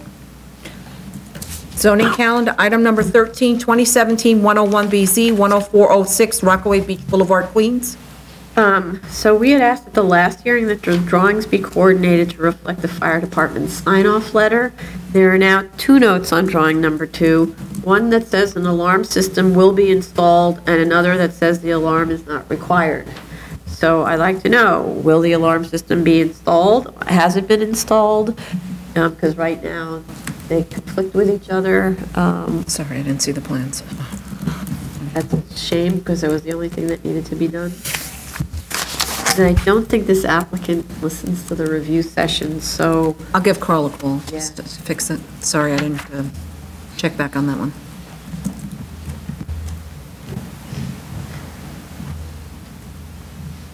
Okay. Item number 14, 26315BZ, 4547 Little Clove Road, Staten Island. They requested an adjournment. Item number 15, 2016-4265BZ, 25 Bleecker Street, Manhattan. At the last hearing, the board requested boring logs, substantiation of basement cellar depths of adjacent structures, consideration of spread footings instead of mat slab, and more detailed information on the cost estimates. I believe that information was provided, but I defer to Commissioner Sheta about whether the information is adequate to determine the impact on construction costs. The applicant also submitted an unexecuted restrictive declaration committing to pursue Landmarks Preservation Commission-approved protocols relative to archaeological investigation of the site. LPC signed off on this on December 19th. That restricted declaration should be recorded prior to our issuance of the resolution. DEP agrees on the E designation for hazmats as of 12/21, and I just don't know if there are any other open issues. No. Okay. Okay. So, Commissioner Sheta. Thank you. So I'll talk about three points, and then I will conclude to what I believe is appropriate for that application. So I'll talk about the quantities, and number 2, I'll talk about the pricing and the impact. The third point will be the impact of fixing the quantities and the pricing on the construction cost estimate. So first, I got a copy of the geotechnical report. Thank you for that. I want to say before I proceed, I want to say that the submission was really well detailed. Thank you for that. The only thing that we didn't get is the details for the structures quantities, which I believe I was successful to go through that, navigate through it, and get some sort of estimate. But on the foundation side, I got a copy of the geotechnical report, and according to the geotechnical report, the groundwater table is about 14.5 feet below the sidewalk. The shallowest suitable material that can hold the foundation of the proposed building is about 5 feet deep, which is silty sand class 3A/3B material. So there is no need to dig deep to reach suitable material that can support the building. And number two, digging deeper than enough will like trigger the construction in groundwater table conditions, which will require pumping and dewatering, which cost money.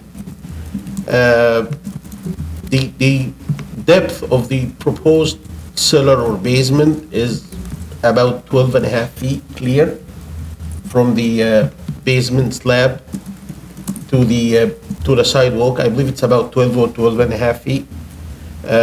I'm not sure if this is needed. On the excavation side, and this is, I'm going to talk about the quantities now. On the excavation side, my understanding is the existing building already has a cellar, which is about 8 feet deep. When calculating the excavation quantity, the existing excavation, there is currently a hole in the place of that building, which is about 8 feet deep.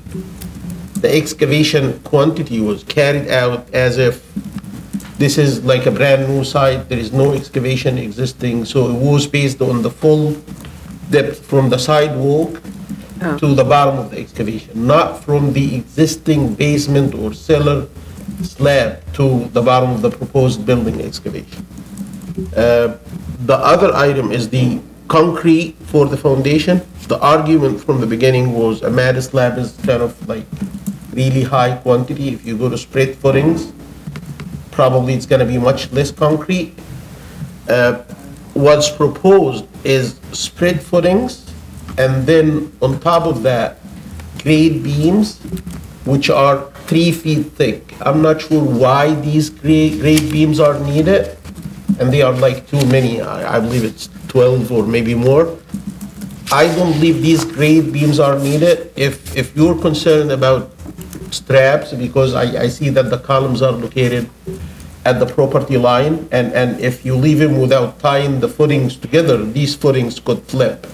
So what we usually do is to tie the two neighboring footings with a beam perpendicular to the property lines, which we call it strap beam. This strap beam, structural-wise, it needs to be flush with the two footings that you tie together.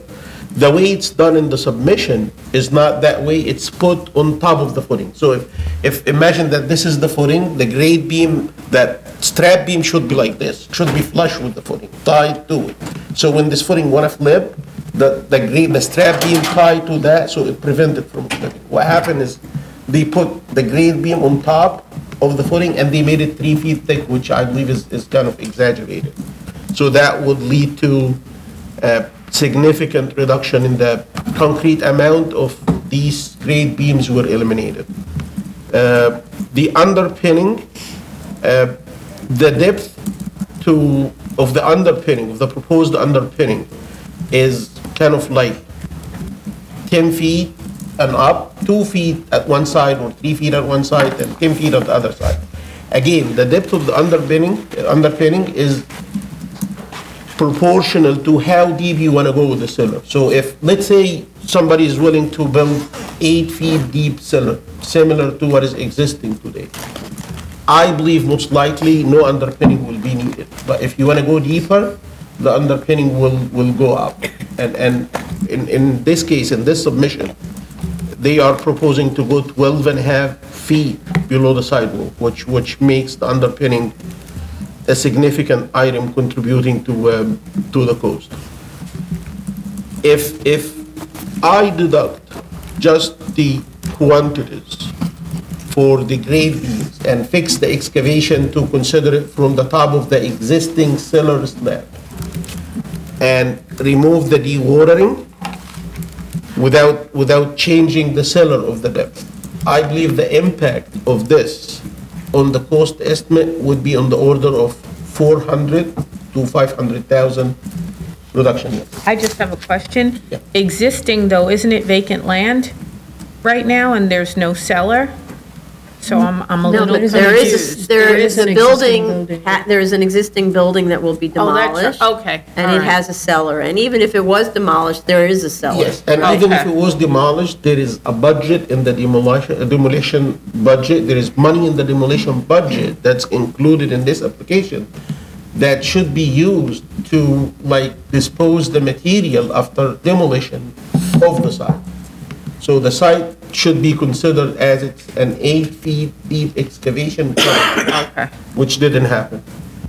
So like I said, 400 to 500,000 reduction if you fix the pricing for the concrete. Yeah, I didn't mention that. The unit prices, the concrete unit price is 1,500 per cubic yard. Again, these kind of pricing, it has to stop. There is no concrete for like a whole building. It could be for like repairing part of the footings. It could be that high. But if you're constructing a whole foundation system, the reasonable unit price should be around 600, 700, 800 if you have like really heavy reinforcement and very complicated foundation system, which this one is not.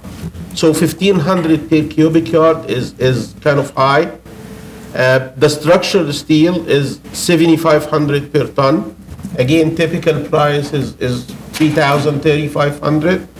If we fix the pricing and we fix the excavation quantity based on the existing conditions, the reduction will be, let's say, $400,000 in the construction cost estimate.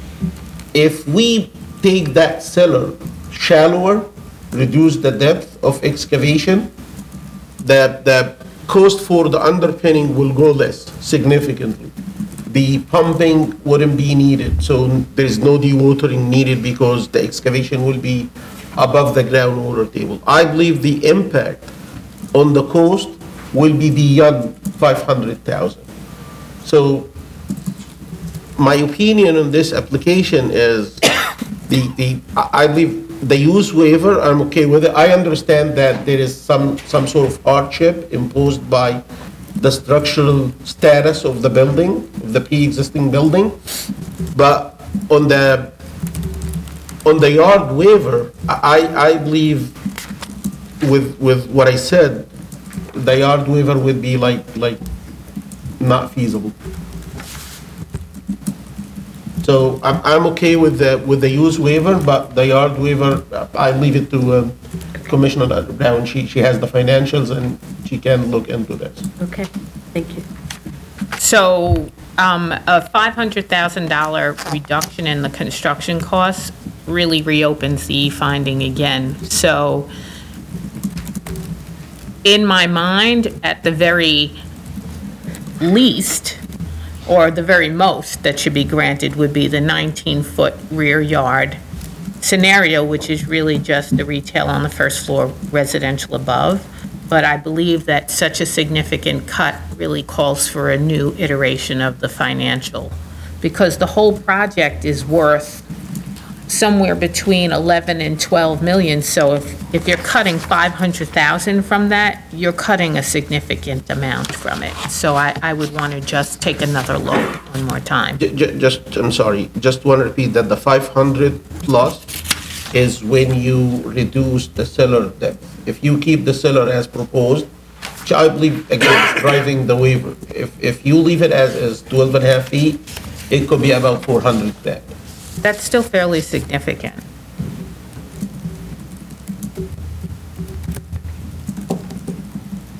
Okay, but so that's also for the applicant to rerun the numbers and see Right. what happens, okay. I thought the reason also why they wanted to relocate the cellar depth is to bring the first floor to the grade level, because currently the first floor is above grade level. And if the grade level is brought down to the street level, then there is no existing cellar. The cellar height currently is 7'11", and the first floor is 3 feet 6 inches above the grade level.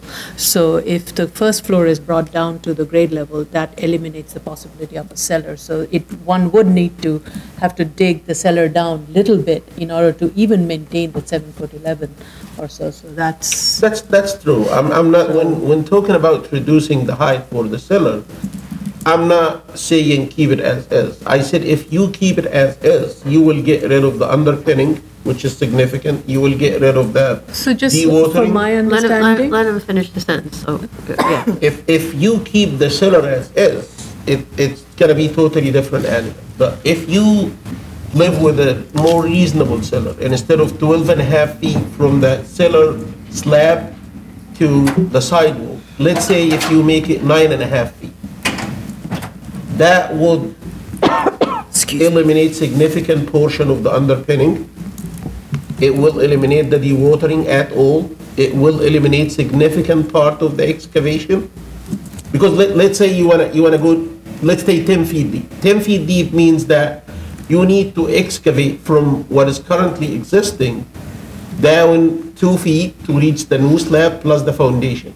So this is not significant excavation. Underpinning, and instead of going to, right now, we're going 12.5 plus the depth for the foundation. And guess what? The foundation depth is 3 feet for that gigantic grade beam, plus 1.5 foot for the spread footing itself. 4.5 feet plus some gravel, 5 feet. 5 feet plus 12.5, this is 17.5 feet excavation. If you live with 9-10 feet, it's gonna go significantly less. And if you eliminate the grade beams, it's gonna, if I have the chance to design the foundation for this building, if I wanna like do a favor to the client and minimize the cost, I would try to squeeze the depth for the footings and stay away from the groundwater and get it as shallow as I can so I can avoid underpinning or excavation support if I'm trying to optimize the cost. But I believe the way it's done, it's in the opposite direction. It's not trying to optimize the cost, it's trying to take it the other direction, which it was easy for me to criticize because, again, the grade beam 3 feet deep on top of the spread footing, it's not needed. Good. Thank you. Great, thank you. Keep Any going. other comments on this? Go? Yeah. Item number 16, 2016-4335BZ, 22021 137th Avenue, Queens. This case has been adjourned.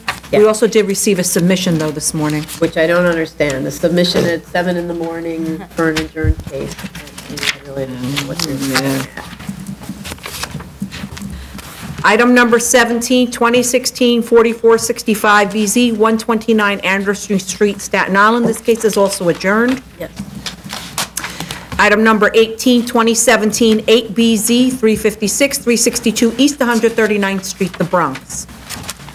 Okay, the primary question that kind of was posed, or we collectively posed to ourselves at the last hearing, or at the last couple of hearings, was whether the commissioners are persuaded that the parking is not driving the waivers and that the gymnatorium must be located at grade. So I just want to make sure everyone was persuaded by that argument. Okay. I note that there was some discussion by the architect about reducing floor-to-floor heights to reduce the overall building height, but no changes were subsequently proposed. Floor-to-floor heights are 12 feet at all classroom floors, and 16 feet at the first floor. And we've learned that kind of between 10 and 12 is sort of the number for schools because they have mechanical systems that are significant. A 16-foot high meshed fencing system also encloses the rooftop play area. So all the structural elements combined result in a 100-foot high structure if you include the mesh on the roof. That's tall for the tax block, but not for the immediate area within 2 blocks where there are buildings, apartment towers really, and even some kind of bulky, what look like about 8-foot tall buildings within a block. not 8-foot, 8-story buildings. The plans were revised to show masonry on the sidewalls instead of EIFS, exterior insulation material. The resolution, because I'm so worried about it in this case, the resolution should note as a condition to approval, the materials that are shown on the drawings, which are masonry on the sidewalls, masonry rain screen, metal panels, and glazing on the front and rear walls, and the use of an exterior insulation finishing system is not permitted. Or semicolon, the use of okay, of EIFS is not permitted.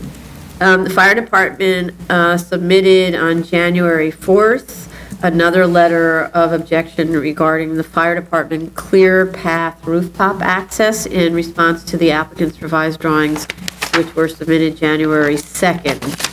It seems like they're okay, but the drawings need to be corrected. So it says label all perimeter access exposures with their street names. There's a list of things that need to be added to the drawings to comply with fire department's January 4th letter. I don't find DEP's final sign-offs, still don't have. And did we ever get the school safety or anything from DOT?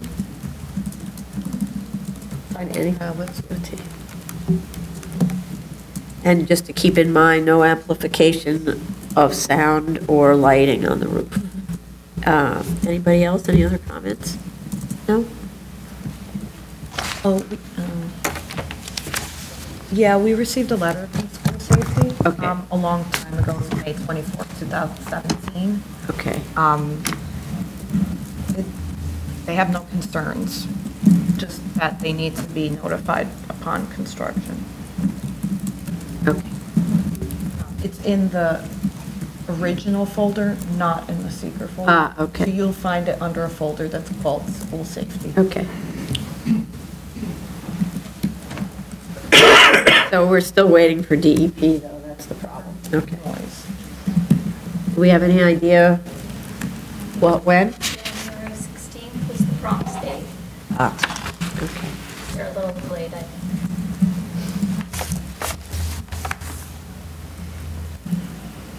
think. Okay. Next. Item number 19, 2017-56BZ, 1321 Richmond Road, Staten Island.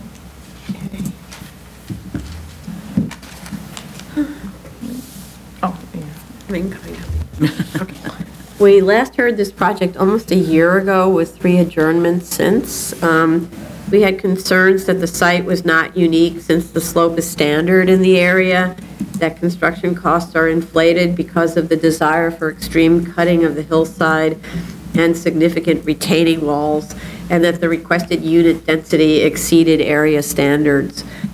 In June, the applicant made a partial submission, which resulted in an administrative adjournment pending submission of cost analyses and revised financials. In response, the project has been reduced from 6 units to 4 units. The cover letter states that efforts have been made to reduce the amount of cutting of the hillside by what they call following the contour line at elevation 94 and 96, thereby also reducing the height of the retaining wall. I'm not really seeing the reduction in cutting that the architect is describing, because it's not that it follows the contour line. It's zigging sort of along the contour lines. It's not really taking advantage of the natural slope of the hillside. So I really would appreciate the architect walking us through why he thinks that's a reduction in the need for cutting. There are 2 as of rights provided. The first doesn't benefit from the same, more so apparently economical approach, as it's just a box cut further back into the hillside at contour line 102 elevation, so much further back in. The as of right also levels the side yards to the first floor elevation to allow windows to face those yards, while the proposed shows the contours remaining intact at the side yards. So in that one, the amount of the soil disturbance and retaining walls is not apples to apples for the 2 projects. But there's a second as of right which appears to have the same floor plate as the proposed, and which still requires a significant amount of cutting, but doesn't appear to have a compliant front yard. It should be 20 instead of 13, so it seems like the proposed is not, the as-of-right's not as-of-right. So I didn't really understand that. It could be made to be so very easily by just cutting off a little piece of the part that projects. But, so, you know, part of this is the problem of traveling in places where there are lots of sloping sites. The world is filled with steeply sloping sites, and the world is filled with architects and not architects who build on steeply sloping sites.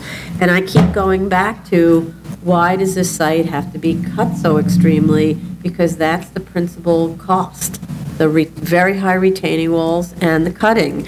And each time I go on Google Images or on Pinterest, which is my new favorite place to hang out when I have nothing to do, there's so many projects that like kiss the terrain. They barely insert themselves into the terrain. They float there like little flying saucers, things like that. It's incredible how many solutions there are that require hardly any disturbance of the terrain, no retaining walls at all. Or if there are any, it's maybe for a little garden or a little place to park and all of that. So I keep going back to, why are we assuming you just build a regular old house when you're on a slope that's so extreme like this one? There's also, this submission added an argument for why this should be multifamily rather than single. And they said, Richmond Road isn't suitable for a single-family home because it isn't representative of the neighborhood, which has many so they said it's not representative of the neighborhood. Meanwhile, you look at the neighborhood, and there are many single families in the neighborhood. It also says that, and in particular, there's a house built in the 80s and enlarged more recently, I think illegally because there's a violation, but it was enlarged recently. And then there's also an argument that says, well, Richmond Road is, you know, a really rapidly moving road, and it's more appropriate for commercial use. So if anything, it seems to be, from a neighborhood character perspective, making an argument that commercial use would be more appropriate here, but that's not the request. Instead, the request is to put more families who are living on a rapidly moving road instead of fewer. So I think that argument sort of cuts against what you just see when you go to the neighborhood. Other comments? Yes, I was doubting myself, actually. I was looking at the latest submission date, and the latest I have is November 14. So I just want to make sure that this is right. This is the latest submission, November 14. So, yeah, so there were two, the submission unfortunately came in two parts. Yeah. The drawings came in June. Yes.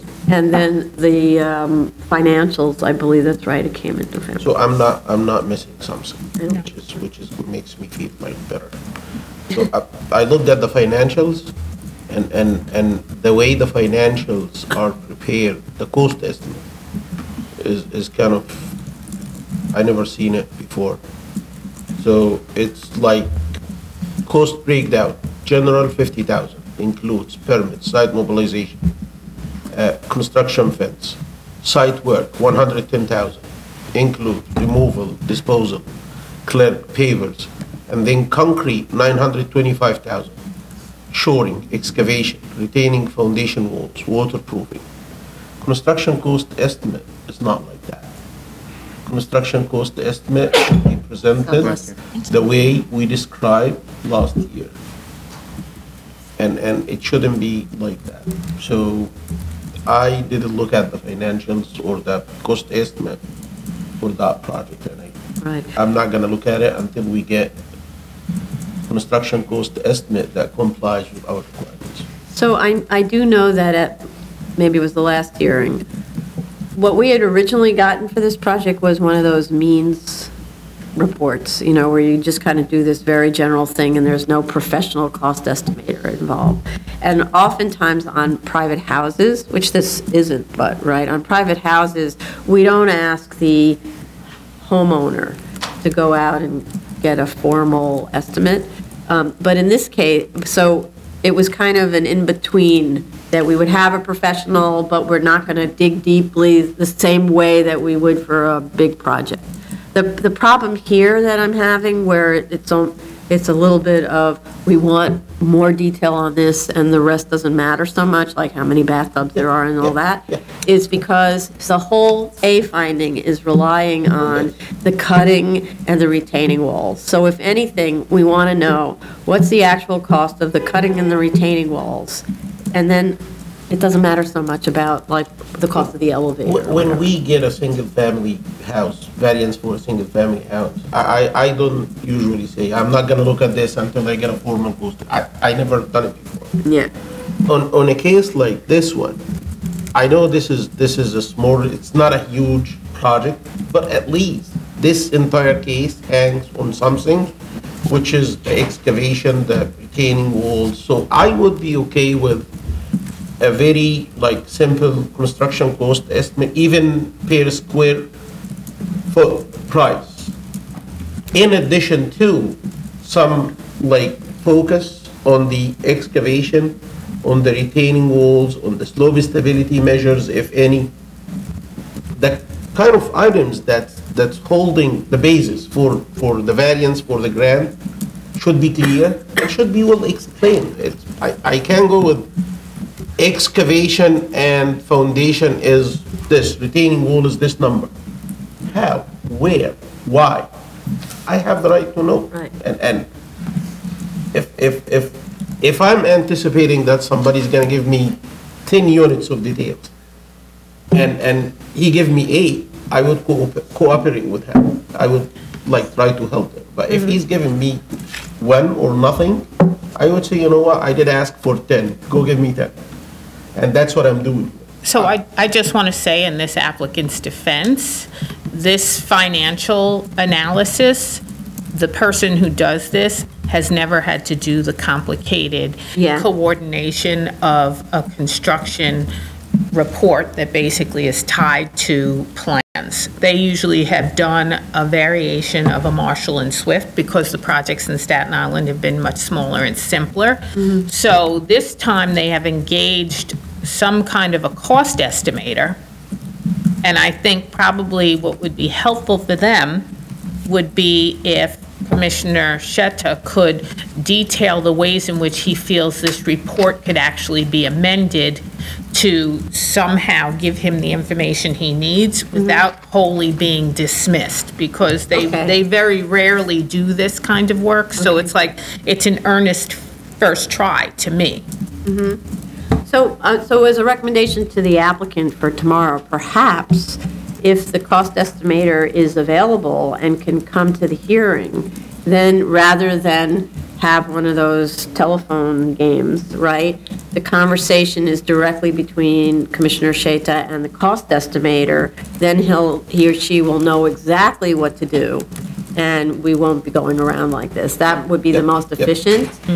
Hopefully, that person is available, or somebody from his or her office is available who speaks the same lingo. Along with the financial analysis person, so that then they can coordinate with them so they can get it into the report the right way.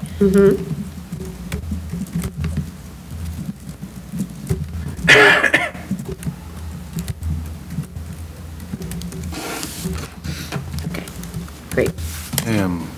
I only have 2 comments.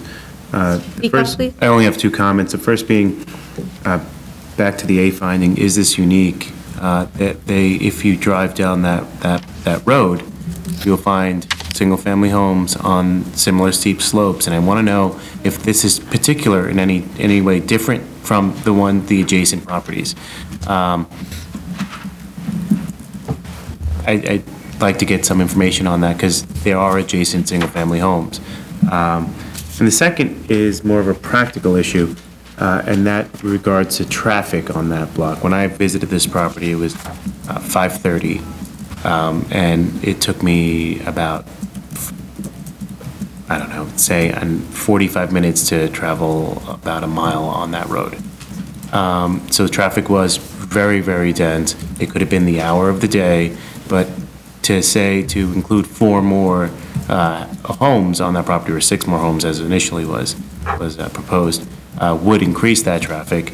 And I'd like an understanding of what they believe how the issue is going to be resolved. Right. But I do have to say, if you're building a house that has right here, which is a large house, and it's got a lot of bedrooms in it, and everybody grows up to be a teenager or gets a car, and then you have visiting, I don't know, you might end up with a similar number of cars to what you get if you've got, these are small units, or not small, relatively small. You might be close in terms of actual utilization. But it's true that this is a very dense area with a real transportation problem, traffic problem. Still, though, four apartments versus the ins and outs of a retail. I mean, 4 apartments is really kind of not a big addition to the traffic. No. Because even if they go in and out in accordance with the rush hour in that area, you're still talking about a maximum of 4 to 8 cars each way during the busiest time. It's really not that big impact. Yeah, I agree. I think it's the impact of a single family versus 4 units is probably not that different because of the size of the house you could build there. I agree, if it was retail, you'd have 40 trips per day or something. In this case, you might have 2 times whatever number of cars there are, or 3, something like that, right? No, I agree. So I guess the applicant doesn't have to answer that question. Sorry? I think you guys have answered the question sufficiently then. No, but I think that the other issue is about the density. Let's just say, for argument's sake, because I'm still having trouble with whether there's really an A because of the design of the project, but let's just say there's a sort of an A. And then you're looking at what's the minimum variance, and they've taken it from 6 to 4, but then I might ask, is that really the right number? What if it were 3 units? What if it were 2 units? Like, why does it need to be 4? Because they're only 1,000 square foot gross, those units. And the neighborhood, just across the street, there's a very large house. So, to say that it's the only thing that's marketable is what's effectively 1 bedrooms or tight 2 bedrooms. Not sure. I think what makes, the argument can be seen in both ways, and I don't want to add to it, but when you do have a busy street, and in some of the past cases, typically those are not very desirable for single-family homes. They do tend to be more for multifamily establishment, and this being right at the T intersection, I can understand the argument for a multifamily as opposed to a single-family home. I also don't think that, in terms of the traffic that would be generated from a 4-family unit versus single, it will be that different. These are, people live. This is not going to exacerbate the traffic condition in this area, as Commissioner Otley-Brown and you both kind of said, compared to retail. In terms of the slope, it is quite dramatic of a slope, and it is on the downward side. And most of the other buildings have been, I think some of the newer buildings that has been built more to the on the western side, they're new construction, and they have I don't know what the previous contour of those lands were, but there the ground has been completely cleared off. It's sitting on a flat surface. It's not sitting into the elevation. So they may have had a much more of a gentle slope, and that's why they were able to build that, whereas this site still has a pretty steep contour. It has I think, I was just looking at the contour measurement, a 30-foot height change within a very short horizontal distance. So I do think when I compare to some of the new construction site, not comparing to the old construction, because whether they were complying with the current regulations or not, that's different. and the market conditions, all of the different. But comparing to the newer ones, this one has a lot more steep slope as opposed to some of the newer ones which are cut into the ground. So I do think they do have a hardship in this case when I'm comparing to the new construction. And the question becomes, is 4 reasonable from a financial and based on all the amount of cut, the cost and other things? So the ones that were cut into the slope are actually recent projects where they cut into the slope. That's just what they do. It's the dumbest solution. Builders know how to take the dirt away, pour a concrete slab, build a house. That's what they like to do. And 2 of them, as it turns out, were BSA cases which traveled separately on small lots, right? So, and we've seen on that other case, Broad Street, Amboy Road with Broad, where that was I think we agreed finally it to be a 2 or 3 unit house or attached houses. And that one we agreed, but then there was a very restricted access point on that lot. So, but at the same time, yeah, this is a much more generous site than that other one. And so there's a lot more opportunity to play architecturally. And the other thing is I want to point out on this land use map, at the corner of, what is that? Newberry and Richmond on the north side, north corner. It's shown as commercial. That is illegal commercial. It's actually a house. And then there's an architect's office in the base of the house. So it's inaccurate that is, and they have a violation for commercial use at that site. So it's actually, and that's the house that I'm referring to. It's a very large house, and it's pretty typical where architects put their office in the ground floor of their house.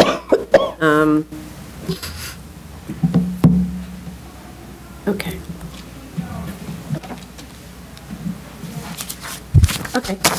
Item number 20, 2017-246BZ, 6163 Crosby Street, Manhattan. They requested an adjournment due to a conflict with a trial going on tomorrow.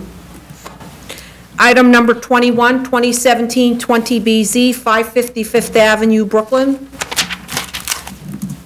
Excuse me. We had a threshold question about whether there is actually a hardship here and whether use group 6 use could be continued as of right at the site. My notes indicate that the applicant was supposed to have gone to DOB for a ZRD1 to have the DOB determine whether there's been discontinuity of substantially all of the commercial use, given that the PCE, use group 9 PCE, continues to operate as is shown on the C of O, even if the special permit lapsed. It's still occupancy. So don't know how DOB would respond to that. We discussed whether, all right, so you have a continued use that's use group 9, and you're allowed, as of right, to change it to use group 6 when there's a allowable use group 9, or I'll say non-conforming use group 9, you change it to use group 6. And so we had asked that the applicant go to DOB for a determination on that. Instead, the applicant didn't do that. They submitted their own argument that asserts the use was discontinued because of the lapse of the special permit, even though there's a PCE operating there at this moment, and because only 20% of the commercial use remains in the building, hence should be, hence the 80% discontinuity constitutes all or substantially all of the conforming uses in the building, and citing to a couple of cases where this board thought, 50%, 55% is not all or substantially all, but it's not as if the board ever decided what was all or substantially all. It never did. Toys R Us never did. So we actually we don't know whether 20% is too much or too little or whatever. But to cut to the chase, it's not what we we requested. And here, what I'm seeing, which I find quite strange, having been a land use lawyer practicing on behalf of clients, this is the land use lawyer arguing against the interests of their own client so as to make a case to us that a hardship exists, because you can't go to DOB and say, I discontinued the use. You go to DOB and you say, I didn't discontinue the use, and this is why, right? So, did you want to say? No, I mean, I was aware of the fact that they didn't go to DOB, so I reached out to the applicant. I think it's a monetary issue also with the client. But Writing that whole speech but I thought they would. cost money. Well, I believe they thought that maybe this argument would sort of. No, the reason the DOB has to determine is they're the ones who get to determine. If they think there was discontinuity of use, because that wasn't the general opinion here, so.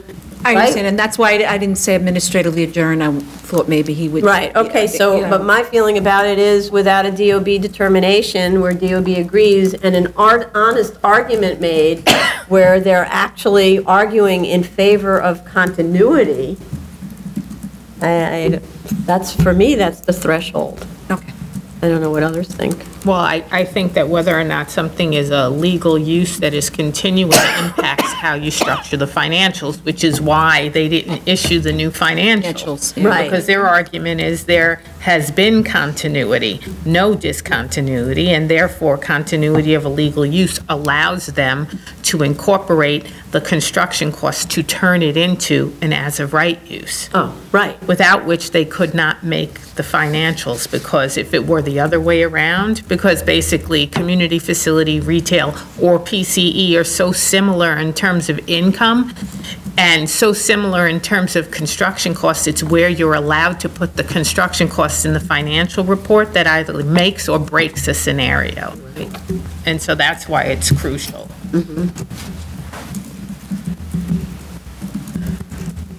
Okay. Item number 22, go on? 2018-56BZ, 83 Coleridge Street, Brooklyn. They requested an adjournment. Excuse me. Item number 23, 2018-64BZ and 2018-65A, 725 Mobile Road, Queens. In response to DEP comments, the portion of the building fronting on Mobile Road was pulled back an additional 5 feet from the property line to permit 30 feet from the opposite curb line, I think, to the building face, which includes a 10-foot wide sidewalk. So it's not like you can drive on it, or if you're a fire truck, I guess you can drive wherever you want. But nonetheless, it's only 30 feet curb. I think it's curb. I don't actually know what the line is on the other side. There's a solid line on the site plan that, or on the survey, and I don't know if it's curb or whether it's street, property line, so of the opposite property line.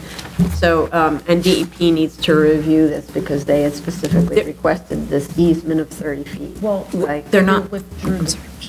No, no, but DEP said, no, that's about a GCL waiver. DEP said there's a sewer easement that needs to be X. Yeah, we sent it to them. Right, and so we need to make sure that DEP is okay with pulling the building back only another 5 feet. Does that satisfy DEP's concern about obstructing the sewer access? That's all. I don't want us to make the decision. I have no idea. However, the building size remains essentially the same, and the side and rear yards have now been further reduced. The building now sits nearly at the property line on one side and rear, and 4 feet from the other side lot line. The overall height has been reduced by 2 feet, but there remains a flat roof with a 6-foot-high sloping parapet wall, which continues to cause concern that the roof will be used for events. It looks like really a 6-foot-high fence around the roof. We had discussed eliminating this condition, that is the parapet wall, to reduce the apparent height of the building, but that wasn't done. They need to show the elevator bulkhead on the elevations and sections, and the fire stair doesn't go to the roof. This is a public assembly building. I don't know if that's allowed. The building is designed to handle concurrent occupancy of nearly 500 people. when we are told there is a congregation of 70 families with an anticipated growth to 100 families. So it seems to be big compared to its programmatic needs. True that one of the uses is the multipurpose in the cellar, but we discussed at the last hearing that the building is big for the location and that there were significant parking and traffic concerns. The neighborhood character study reveals the obvious, that the site is small compared both to the floor plate and to the floor area, that the building covers much more of the zoning lot than is typical of the area, and that the FAR is very high for the neighborhood. This is, as discussed at the last hearing, the direct result of the zoning lot subdivision that also increased the lot coverage of the adjoining property, of which this zoning lot was once a part, or maybe still is, depending on what was filed at DOB. The building is really crowding the little Lot 12 to its rear and would impede development of a home there. It also needlessly crowds its neighbor to the side at Lot 23. I really strongly believe the building must be more economically designed to reduce duplication of functions. Like, there's bathrooms on every floor of a building that's relatively small. You don't need that many bathrooms. You can have them all in the basement, for example.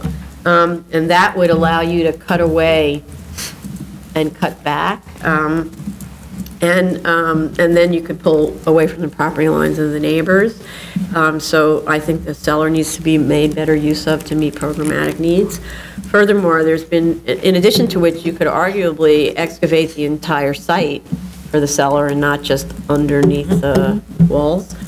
Furthermore, there's been no consideration at all for screening, fencing, landscaping, and nothing done to address the impact of 200 persons arriving and leaving from services or events at one time. We discussed that at the last hearing and did nothing about that. We were also concerned about the institutional look of the building and asked for more information on materials. We now learn that the proposal is to use a so-called manufactured limestone, which, when you look up really what that is a spray-on acrylic faux limestone coating on concrete block. Basically, used to be known as Zolatone. You spray it, and it kind of has this pebbly finish, and you're spraying it on concrete block so it cracks. It's lovely stuff, right? And so, and then they're using PVC plastic trim and plastic slate roof tiles. So basically what we're seeing is a project that is of very non-durable materials to be cheap, and it will look cheap very soon, just like a minute after it's done. And I don't think that projects that come before the BSA that get special consideration should be allowed to be something that doesn't respect quality for the neighbors, basically.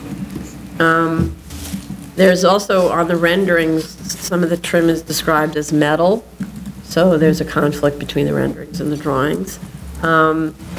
There's also a very large window openings that need to be glazed with adequate sound attenuation levels to prevent noise from inside the synagogue disturbing immediate neighbors.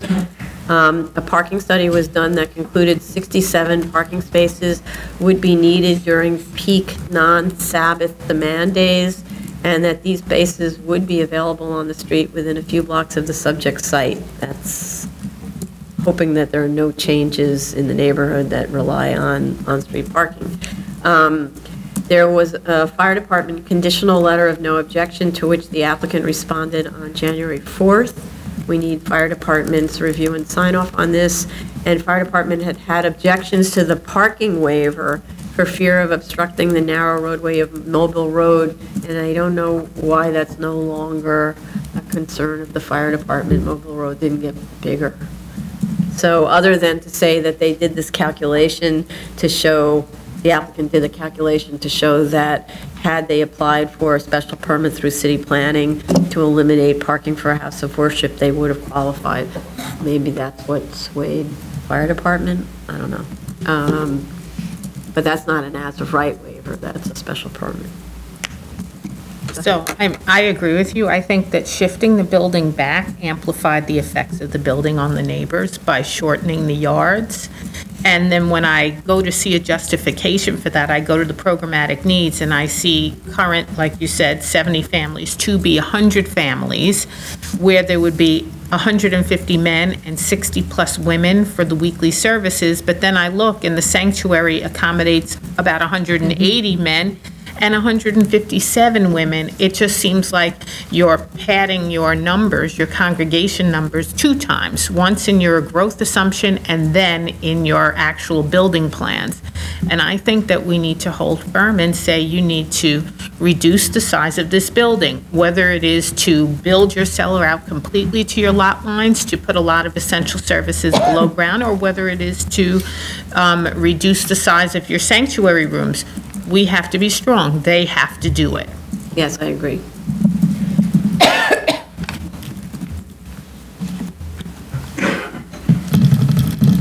agree with you. Anybody else? Any other comments? No, you can- No.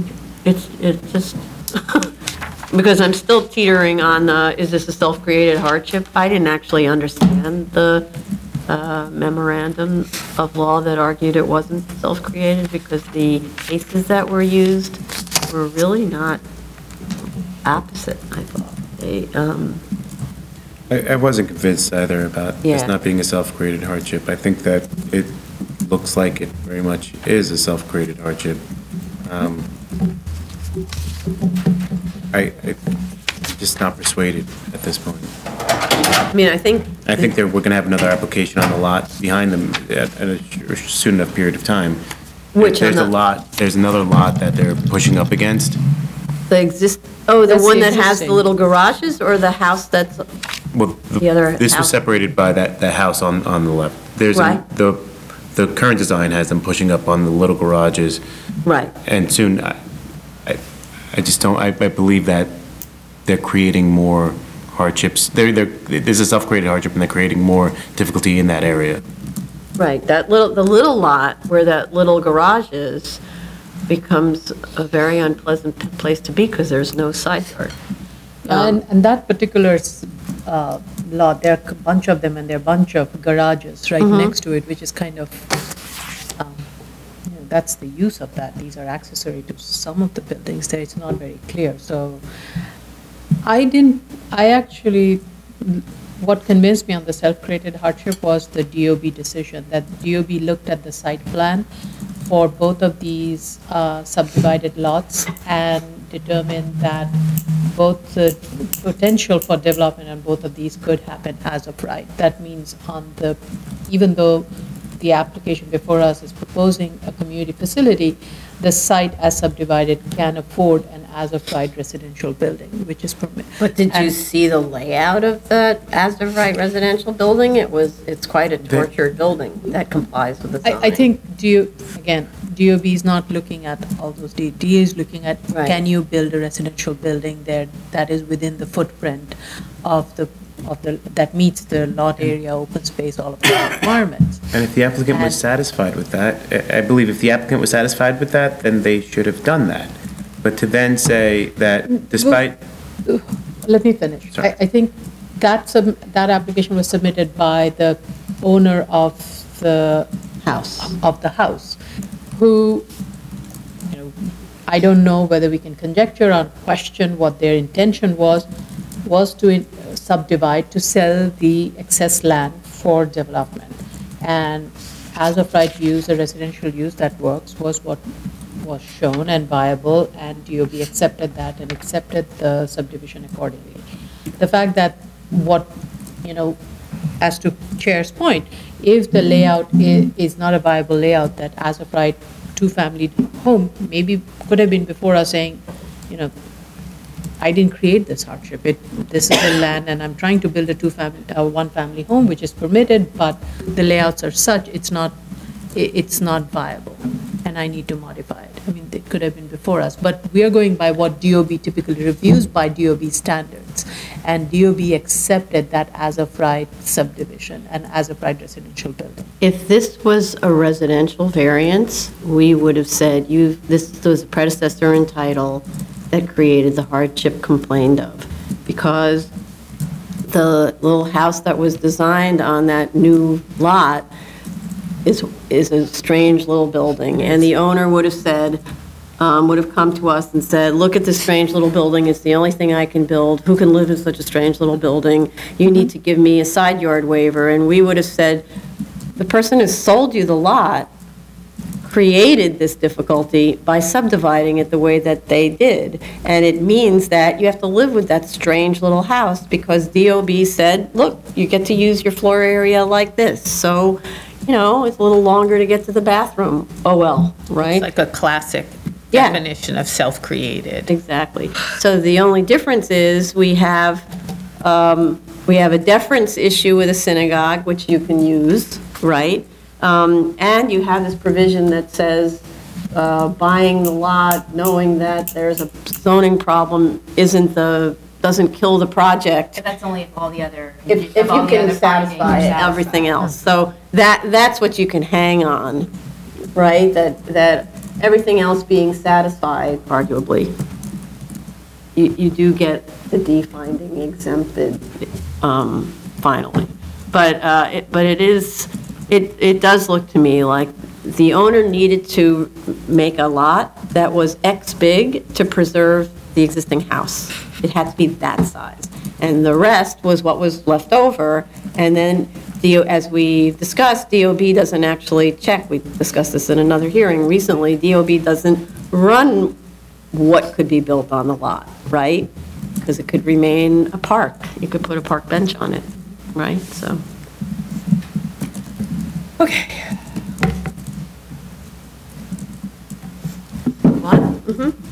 New cases, item number 1, 2017-257BZ, 159 North 4th Street, Brooklyn.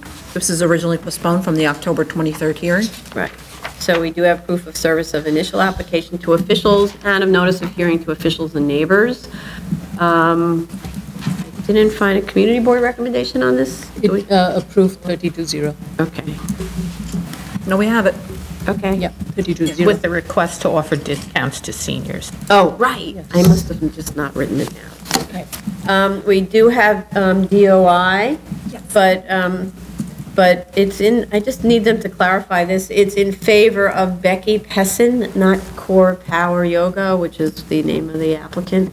So we just need to make sure it's a DBA, just to clarify, because it doesn't match.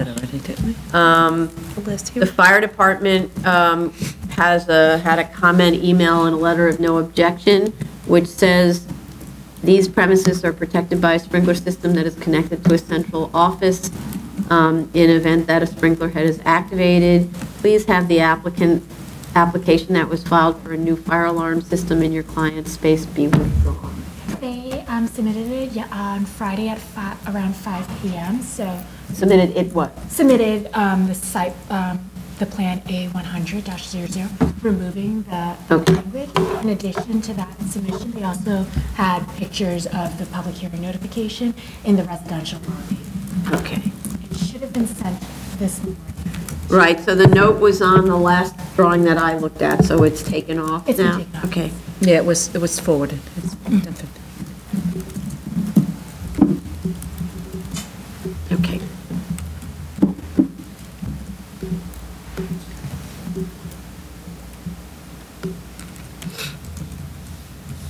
Okay. Good.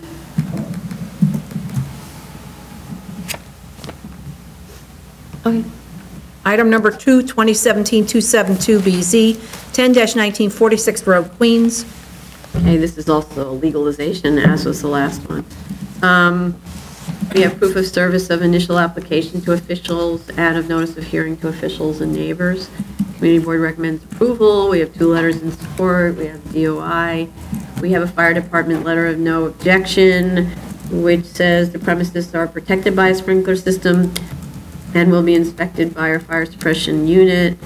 The requirements for a fire alarm system are not applicable to this establishment. Statement of fact states there is already an interior fire alarm system at the premises along with wet sprinklers. So this is this whole thing about coordinating what is, what was, but it's okay if it's already there and it's not required as long as fire department is aware. It doesn't say, yeah. Any other comment? I have a comment. I think we could just clarify the floor area of the PCE. I've noticed it's inconsistent as between the plans and the statement of facts. Also, there's no equipment layout on the plans, but I don't know if that's required. For CrossFit, yeah, there should be. I have to say, whenever I've gone by that site, it's always closed, so I must have gone during the off hours. So, Hold on. Yeah. Item number 3, 2018-119BZ, 8701 4th Avenue, Brooklyn. This is a Dolphin Fitness. Dolphin Fitness, Yeah. sorry.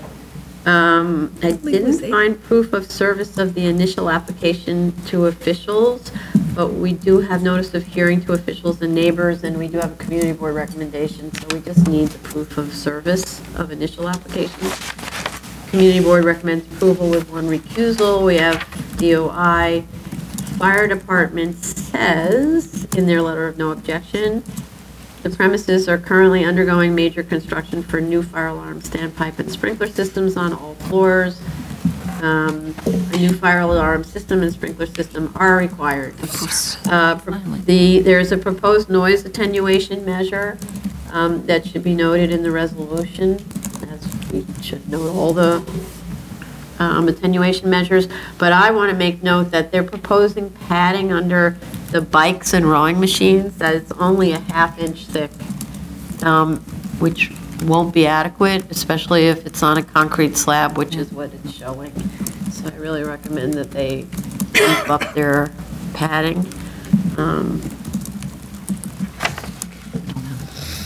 Even though there's a commercial building, nothing like a little constant vibration while you're trying to work. Okay. Item number 4, 2018-123BZ, 2381 Broadway, also known as 251-257 West 87th Street, Manhattan. It's another PCE. And it's a legalization. They opened in September. We have proof of service of initial application to officials and of notice of hearing to officials and neighbors. Community board recommends approval. We have one letter in support. We have DOI, but again, it's for individual names and for something called PFMSI-1 LLC. And the applicant, according to us, is the bar method. So we need to make sure that we've got the right thing. Fire department letter of no objection says, a voluntary fire alarm system has been reviewed, approved, and installed in the space. Such systems shall be maintained according to Fire Code Section 907.2. 20, sorry, point. Anybody? No? Okay. Item number 5, 2018-138BZ, 257 West 17th Street, Manhattan.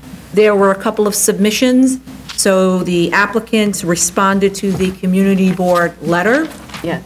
And that came in this morning, yesterday, and I think I forwarded to everyone. Yes. And then this morning, the opponent, which is Jay Ginsburg, made a submission, letter of opposition with a couple of objection letters.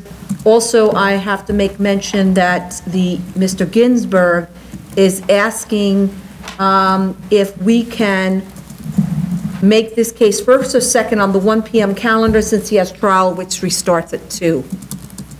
I don't even know whether we'll be Yeah, ready. so, We'll be I there. believe he had requested an adjournment, and the applicant had not did. agreed, so we said you could have somebody else. Fairly certain that we'll be, by the time court's done at 5, we'll still be on the What, road. say that again? Court closes at 5 in most of the borough, and all the boroughs, most court, unless it's an emergency application, the Right. court would generally close by 5 p.m. The court officers are ordered to be done by 5 p.m. outside of emergency application, so I'm pretty confident that we'll still be here by the time he gets out of court. That's Well, he another thought way during of the doing lunch it. break, he could pop in and. Oh, that's, Yeah. yeah. Okay, so we don't know what time we're going to even be Yeah, up I to just this. thought I'd make it on the record. Okay, thank Request it. Okay. Okay, so as we know, this is our brick fitness, which we know quite well and have spent a lot of time on. We have proof of service of initial application to officials and of notice of hearing to officials and neighbors. Community Board recommends denial based on the gym's past history and the apparent failure of the new protocols to avoid neighbors' complaints. And they suggest further controls in the event BSA approves, which I can read out loud. I don't know, there's many. We have 4 strong letters of objection, 2 citing the nuisance of runners on the street and congregating in front of the entrance, 2 citing noise and vibration and general disrespect of neighbors, and then apparently further submissions, which I didn't see. Neighbors in the building are represented by counsel, and there is an affidavit of opposition by the resident in Unit 2B. There are also 30 letters in support provided by BRICS members. This is a new application for a CrossFit gym that has been the subject of enormous controversy and litigation since at least 2013. In 2015, the board granted a 1-year term to allow the PCE to operate according to a series of strict conditions aimed at protecting upstairs neighbors from nuisances associated with sound and vibration. Instead of complying with the terms of the grant, however, the PCE opted to ignore the conditions, and the board voted to deny the renewal in 2018. Today's application claims that the operations have changed so dramatically that there should no longer be a concern about disturbing the neighbors, and that the majority of conditions should be lifted. The board went on a site visit where and many staff members went on a site visit, and they were accompanied by a community board rep, opposition members and their council, and I think city council member also, city council representative. So, but I do have to say that that the owners don't have a very good track record before the BSA, having admitted to the board actually at the hearing where we were considering its renewal, that they accepted the conditions the board had imposed in spite of the fact that they had no intention of complying with them. They actually said that to us at the hearing. Moving forward, the applicant asked that the BSA accept the revised operational plan as the actual operational plan, certain that it won't be the source of nuisance. The BSA is in no position to monitor the operations of this gym, or devise testing methods to determine whether the operations will make noise or do make noise. There's been plenty of litigation and 3 different acoustical experts involved. So I'd have to say that the onus is really on ownership to figure out how to appease the neighbors and to persuade them that they will now operate respectfully. We cannot do that for them. I note that there now appears to be an impasse about permitting access to apartment units for additional testing. There was an email chain back and forth between opposition counsel and client counsel. Right. And opposition counsel basically said, we're not letting you in for testing.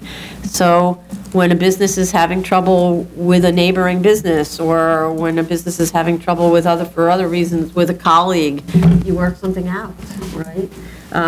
So we're not going to, my position is it's not our job to work something out for them. They have to figure this out. It does kind of discount their argument if they're not permitting the testing to make the situation better.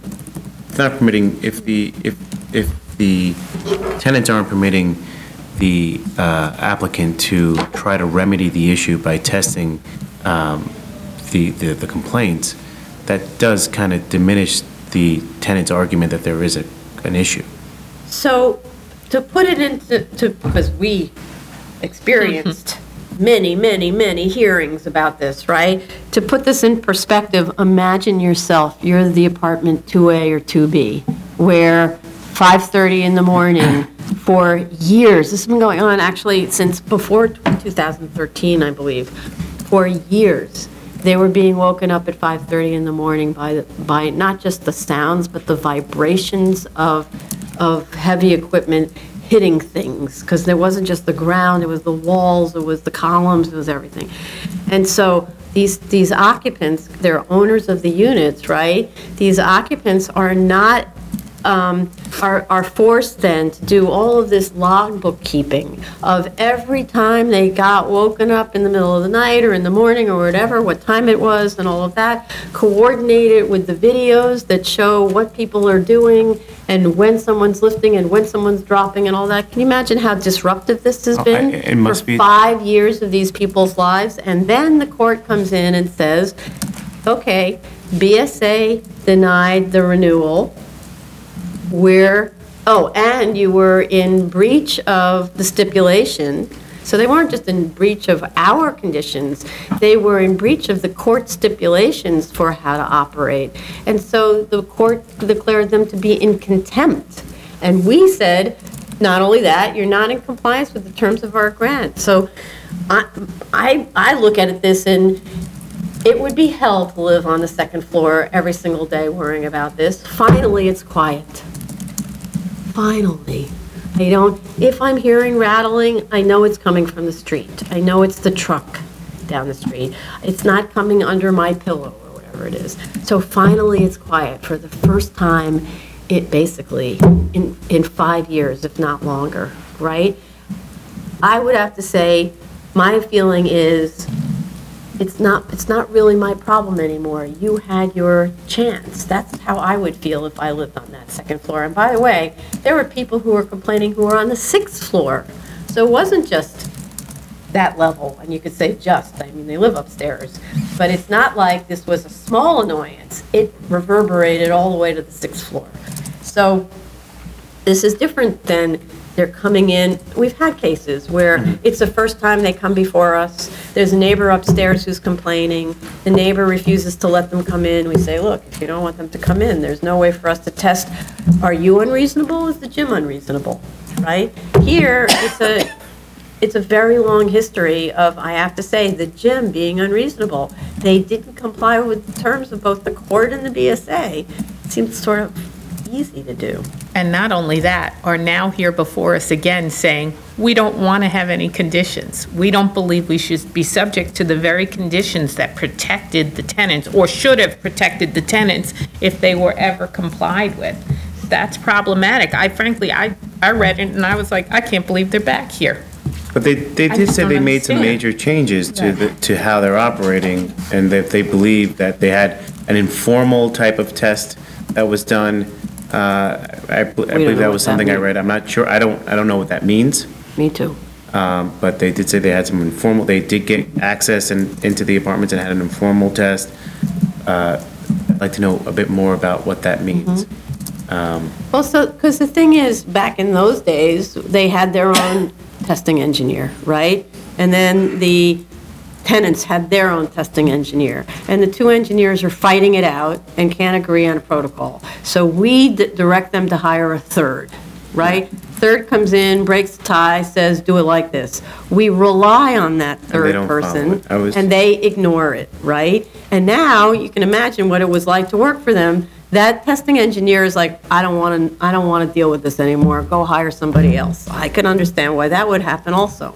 So I would have to say that when you're trying to make a business deal, you make a business deal. If the gym wants to open so badly, do something to show to the tenants that it's worth their while to consider even allowing somebody to come upstairs and put a monitor there, because we can't decide whether it's making noise or not. And, you know, part of this is we have this other CrossFit gym, right, just before us, and they have residents above. We posted for the residents to come, and we don't see any submissions of complaints, right? So that implies to me, unless people come tomorrow, that it's not a problem. So why does that CrossFit gym seem to move silently enough to not be a disturbance to the neighbors, and this one can't seem to figure out a solution that isn't a disturbance? And when we went on our site visit, they insisted in the cellar that they have to hold the weights up like this and bring them down and then like toss them on the ground, and that there's no way to do it otherwise, because that everybody's going to leave the gym because they're not allowed to throw the weight on the floor. And I don't understand it. It's not the middle of Iowa in a cornfield.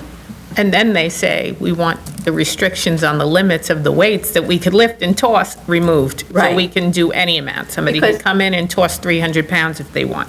To me, it's unfortunate, but I don't see that this CrossFit works here.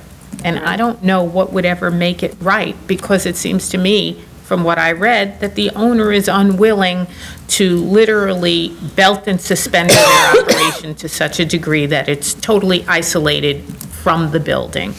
They're not doing it.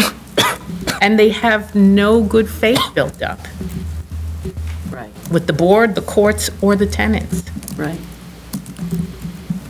And I wanted to add, in terms of the testing, to Commissioner Ollie Brown's point, in terms of the testing that was done that we reviewed, they had a weight drop test done on the flooring system that they have currently in place, because they installed at great expense a few samples to test it, right?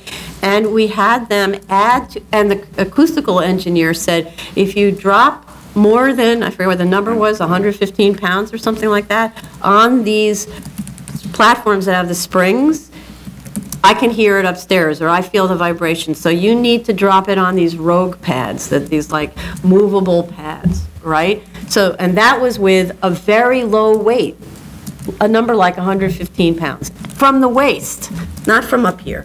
So all the instructions were, okay, you lift what's too light for a lot of the patrons.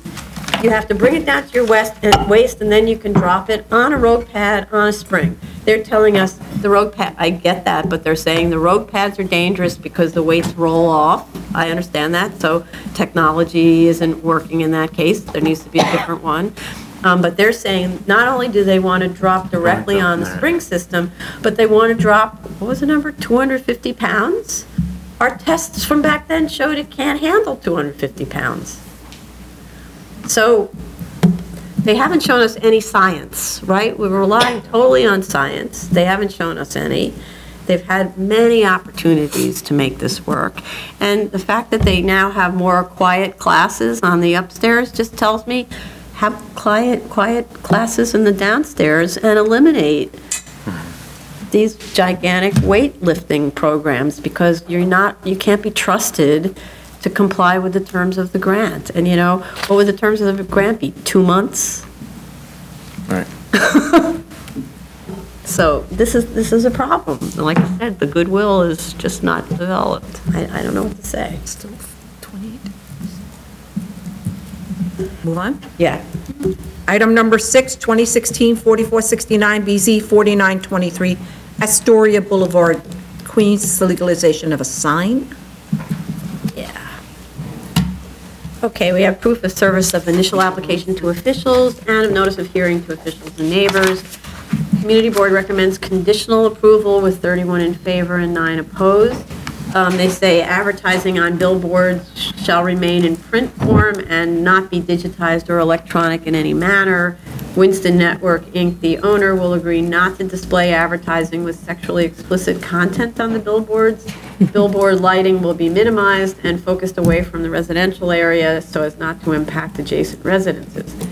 Then in terms of the A findings and so on, with respect to prior common use or ownership with the adjacent site, I'd like them to explain the 1967 Sanborn map that appears to show the site was held in common with the adjacent property. There's these little X's on the property line that indicate merged. I didn't find the earlier Sanborn maps in the file that are referred to. They didn't provide anything that goes back to 61. With respect to the uniqueness study, I don't really see the reason for eliminating sites in M districts. In this case, since the sign would not be permitted in them either. So why would an M1 district designation be advantageous in this case, since it relies on proximity to the arterial for its value? So it seems to me that, a lot of times we'll say, okay, you'll only look at the same zoning district, but in the case of a sign that's not permitted anywhere because it's close to the arterial, why pick and choose zoning district? Why are undersized sites eliminated? That's another thing. they could attempt to make the same case for a variance of sign structure. You could actually have a site that's much smaller than this one with the same argument. With respect to the reference to the Pantelides case and the owner's, quote, good faith reliance on a 1937 permit, you need to take that right out of the statement of facts and findings. The comparison is absolutely inapposite. This sign has been illegal since 1971 when it should have been removed according to the zoning resolution. Amortization provisions for our districts, 52-731. There has been zero good faith reliance, and that argument needs to be removed. The residential version that is labeled Scenario A, lesser variance to family is as of right. I think there was a note that went around and was changed. And I'd like to know why that isn't a viable option using tandem parking instead of cutting the corner as shown. The lot is undersized but permitted as existing non-complying. I think they can show that it's a pre-61 site. A 2,054 square foot house is at least as large as some we see. For example, an application that's before us right now in Staten Island. And there is no need for it to be a two-family if the individual units are viewed by the owner to be undersized. There is also no explanation for why the attic is not being used for occupancy so as to take advantage of the full attic FAR bonus, since the building is undersized with respect to height. This is really Commissioner Otley Brown's domain, but I was surprised to see a 12% capitalization rate for such a great location. Maybe that's normal for a sign. For the proposed, that was on the previous sign case, that was the battle back and forth. Right. And the only thing that I think got them over, because I believe my last comments at the end of it was that nothing else would work, and so that even though I disagreed with the 12%, I thought it should be much lower. I was understanding that with a lot of that size, no other development would possibly work. But I never accepted the 12% as being appropriate here. And so therefore, I still don't accept the 12% being appropriate. But now the difference is you've got a very developable lot here. Okay. But you could go on, sorry. Okay, I'm just finished. I only have two other things. Neighborhood character doesn't discuss the impact on the arterial highways in light of the city's efforts to do away with dangers to motorists and the Federal Highway Act that actually requires compliance with those laws. And also, what is the visibility by residential uses of the sign face and its illumination? They need to discuss that. Okay, please. This sign is, it's one-sided, so it doesn't have any sign in the rear compared to the other Astoria Boulevard sign. And I did find it interesting that the community board took so much pain in trying to write down all these conditions when the other Astoria Boulevard sign also was abutting a residential building, and it was two-sided, whereas this was one-sided. So well, it's just like one block. In charge. I know, it was just one block from each other, and so it was just a comment I had to make.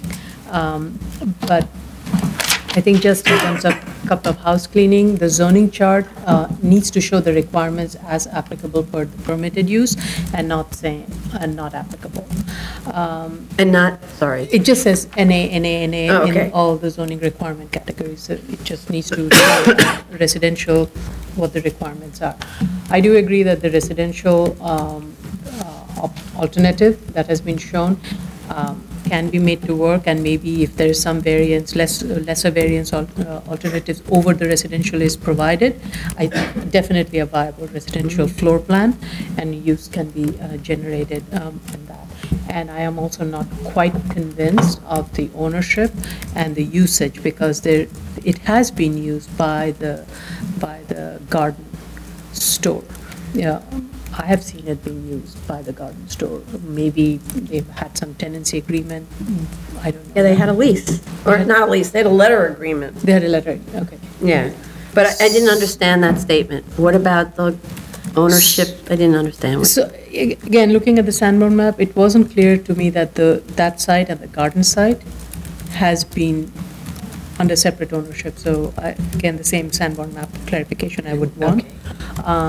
And the fact that both the sites were being used by the garden leads me to question it even more.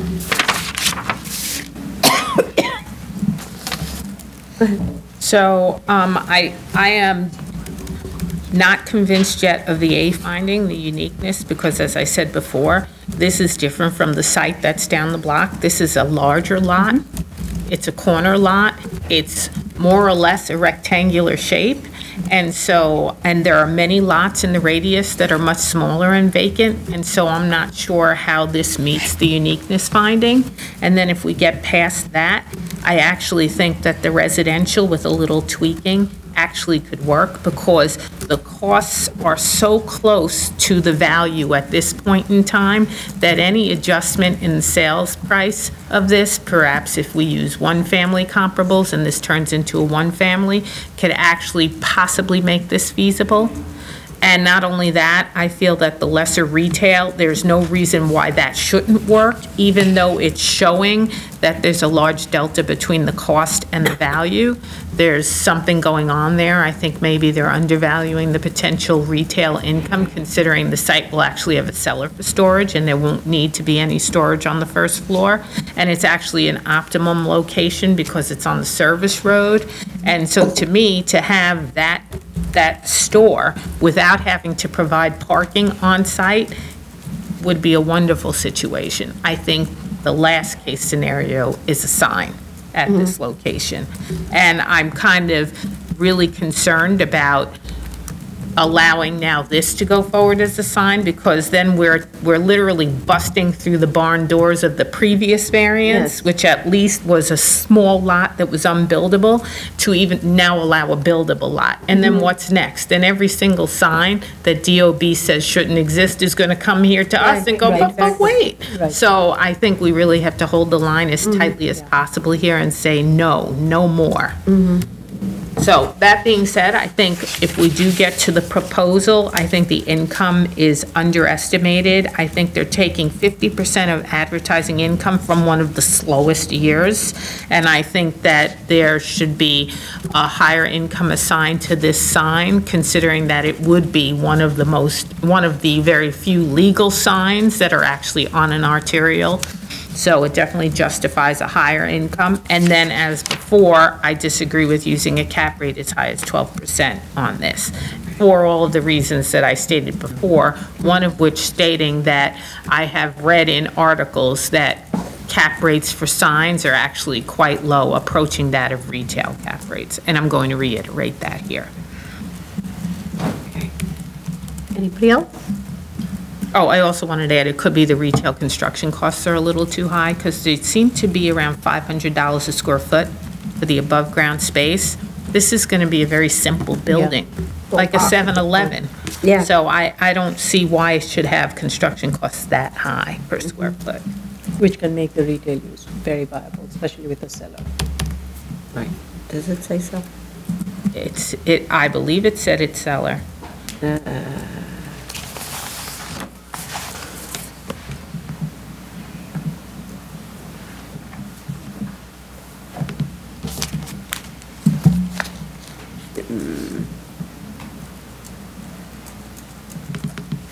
It was a two-story community and a one-story commercial, but I don't see cell. I didn't make a note of this, whether there's a cell. Let me look and see, because now I'm questioning that. It says proposed one-story.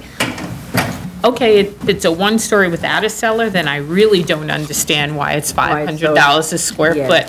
That's really unheard of high. Right. But they can provide a cellar to maximize more of the commercial footprint also. And even then, 500 will not be. Right. Somewhere I read, but I don't remember if it was this case, that the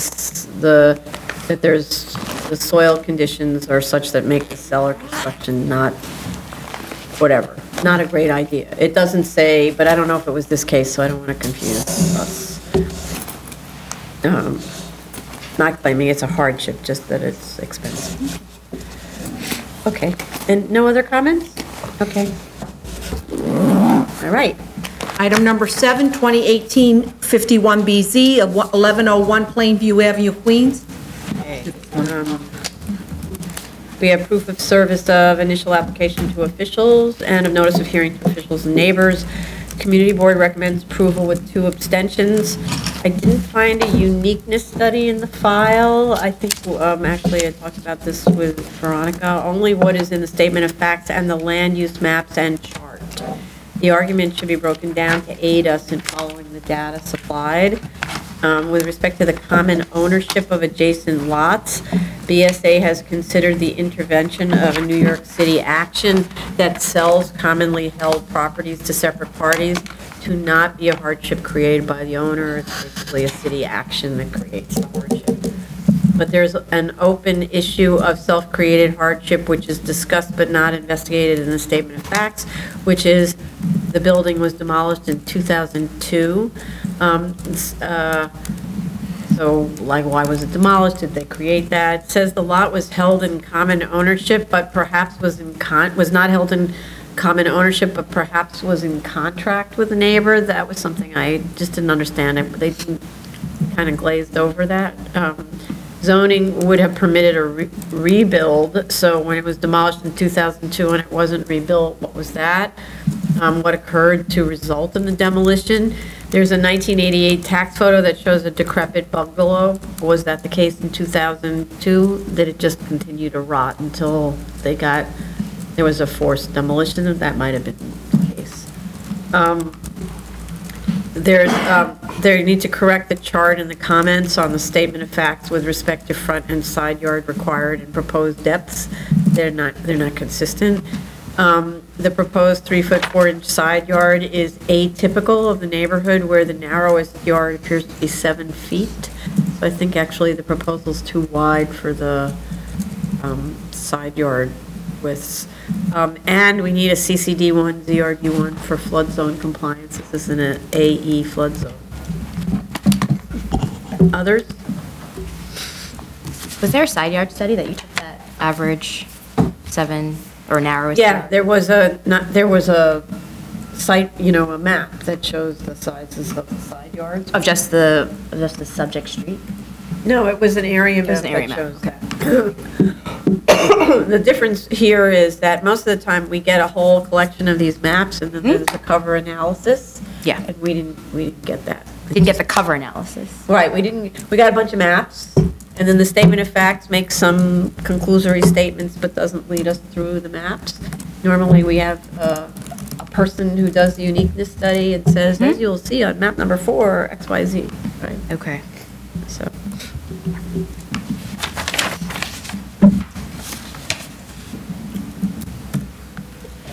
Okay, yep. Item number 8, 2018-53BZ, 104 DeGrasse Street, Brooklyn. Okay. We have proof of service of initial application to officials and proof of notice of hearing to officials and neighbors. Community Board recommends conditional approval with 25 in favor, 7 opposed. And the condition is that the ground floor be designated as commercial space. We have 1 letter in support. The uniqueness study concludes that in the study area, only 7 vacant lots are 3,500 square feet or less, and excludes from the 7 3 corner lots that are much, from the 7, 3 corner lots that are much smaller in area than the subject, and also excludes 3 interior lots that are much narrower than the subject. I don't think these should be excluded since they are more disadvantaged than the subject. I never really understand how they get dropped out like that. And assemblages that when combined create a similarly narrow width should also be included in the study since this site is also an assemblage. And I'm not sure yet that a case has been made that a 35-foot wide lot is too narrow to support a conforming use, even though it may be one of a few within the study area that's 35 feet wide, because it's really a 2-step process. First, you establish uniqueness, then you establish that there's a hardship associated with the uniqueness, right? So I don't think we got to that second step yet.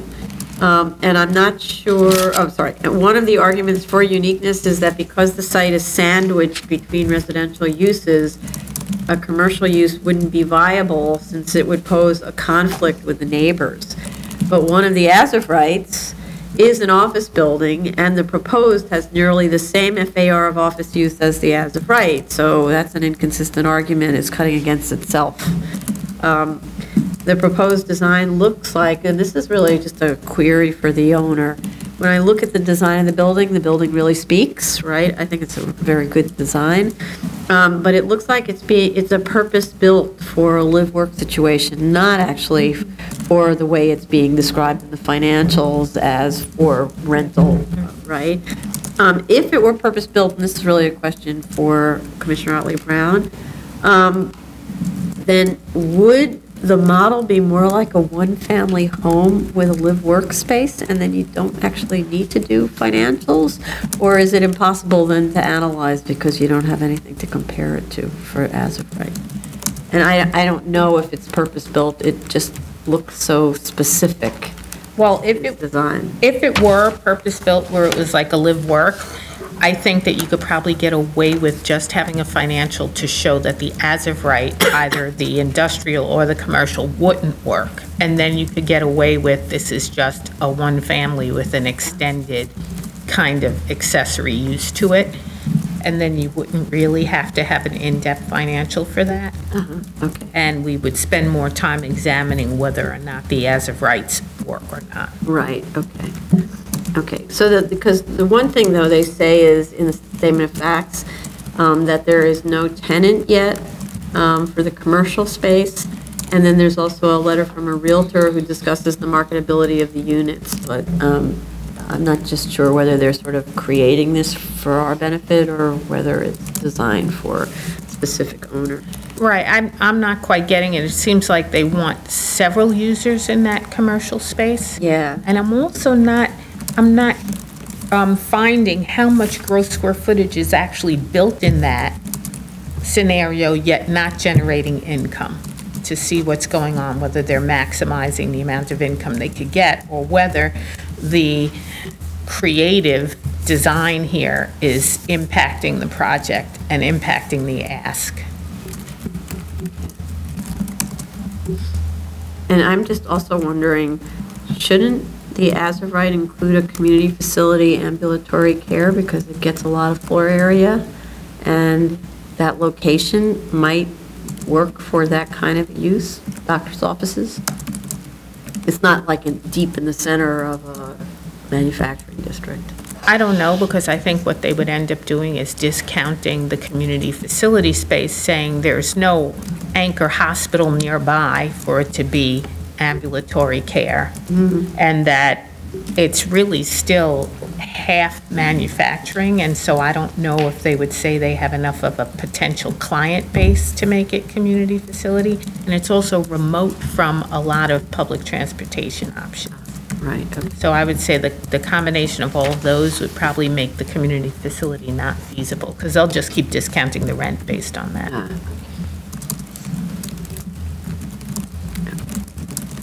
Anything else? Yeah. Oh, Sorry, go ahead. I just wasn't convinced that the uniqueness here led to a hardship, precisely because it is combining two of the narrower lots into a width that, to me, is usable, 35 feet width. Certainly for office, if not industrial. Yeah, I just want to mention that I view the 35 feet width as like very reasonable width for the site. So I'm not getting how this width is imposing hardship.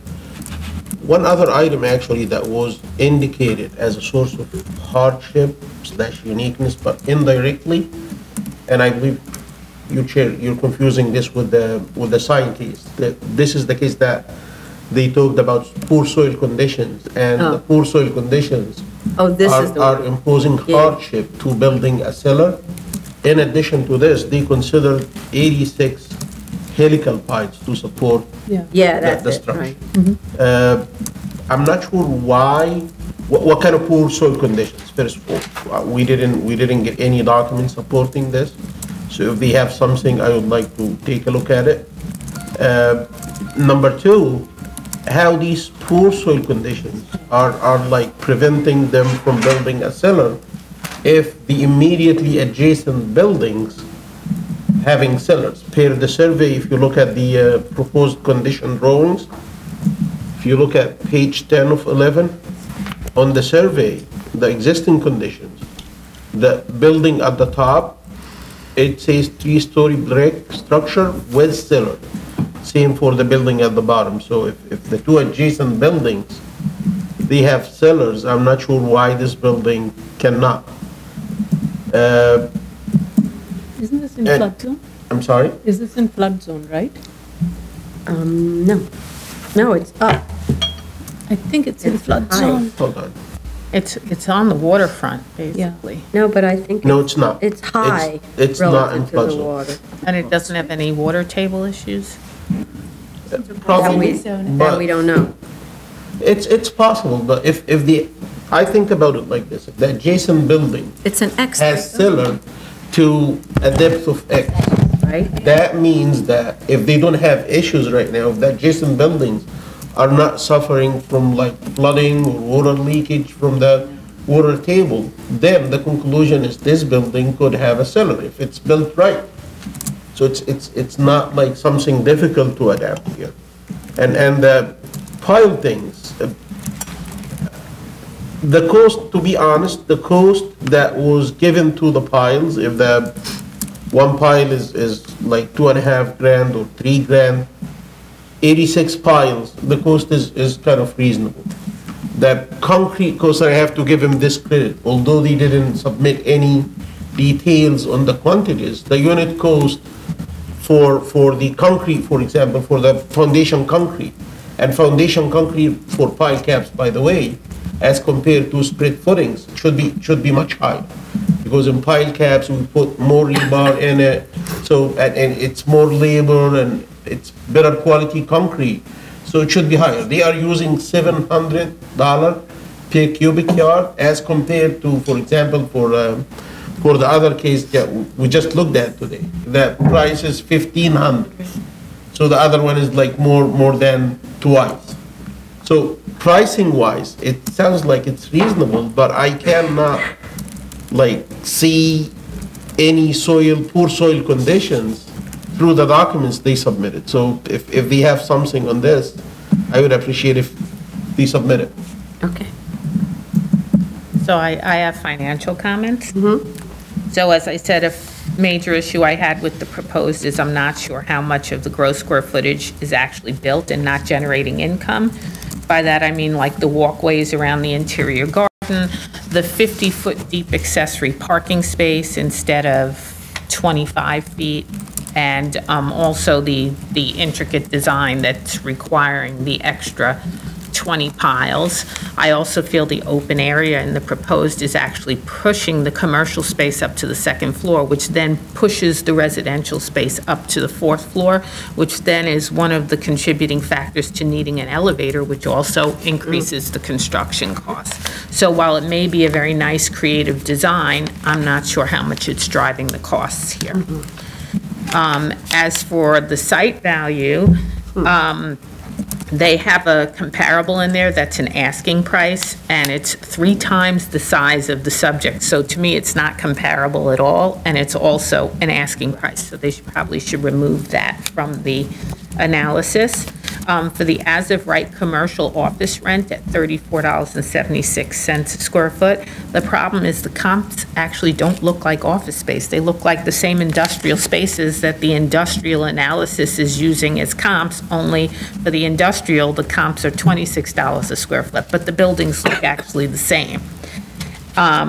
The proposed residential rent at $7,000 monthly for a 3,300 square foot elevator access apartment with outdoor space is undervaluing it. I looked at Street Easy, and there are 2 apartments in that area for rent that are $7,500 a month for 2,000 square feet and $6,000 a month for 1,400 square feet for a more simpler apartment. And then nakedapartments.com has a 3-bedroom, 2-bath, 2,700 square foot apartment at 69 Columbia Street for $15,500 a month. So that's double the rent that they're saying that this apartment would actually have. So this neighborhood is coming on and coming on strong. And so I don't think they're capturing that.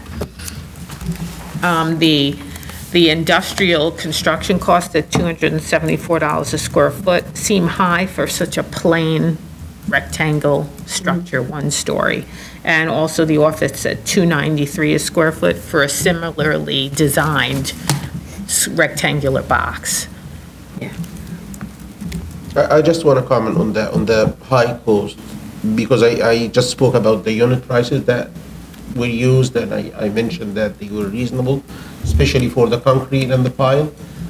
That could be because of the quantities, maybe, the concrete quantities, the excavation, all these kind of quantities. I have no details on it, so probably sometimes the cost estimator could push up the cost by using higher unit prices, or they could use very reasonable unit prices, but push up the quantities. So, Or it could be the helical piles, but they haven't justified the need for it yet also. That could be driving the price on both the it's possible. as-of rights. Yep. Right, okay. I have a question about the issue of better design and how it drives the prices up. So it's not that from a public policy perspective you want to discourage good design, but in order to find out whether you've got a hardship and to be working kind of apples to apples, like your as-of rights are these kind of dumb boxes, and the proposed is the opposite of a dumb box, it's this elegant project, right? For testing the viability of a project, if you used sort of a dumb proposed to test it against the as-of right, and once you've done that, say, well, but we don't object to you doing this nice design as long as you don't include any of the costs of the nice design in the analysis.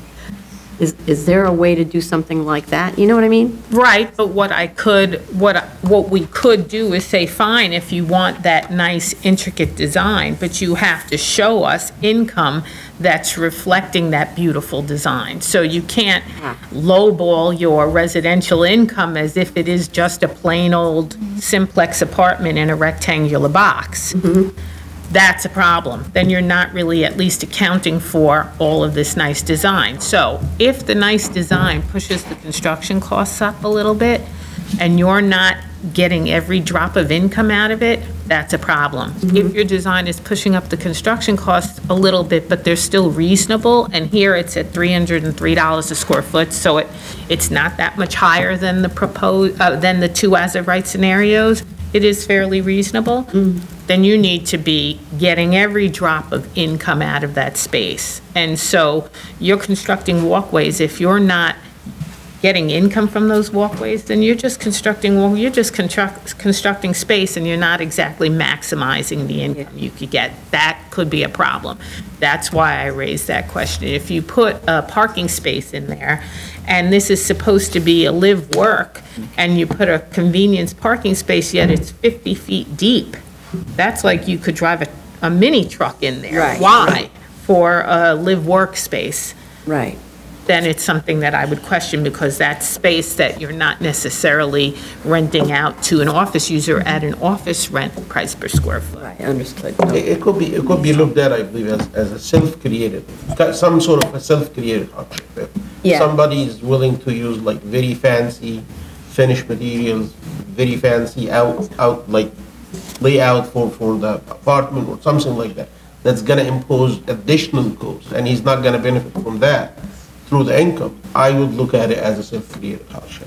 Yeah. Right, as opposed to saying, wow, this special split-level space is something that an architect would dream of and would spend, instead of $40 a square foot, would actually spend $55 a square foot, because it's going to be a flagship space. Right, makes all the difference. Right. Right, I see.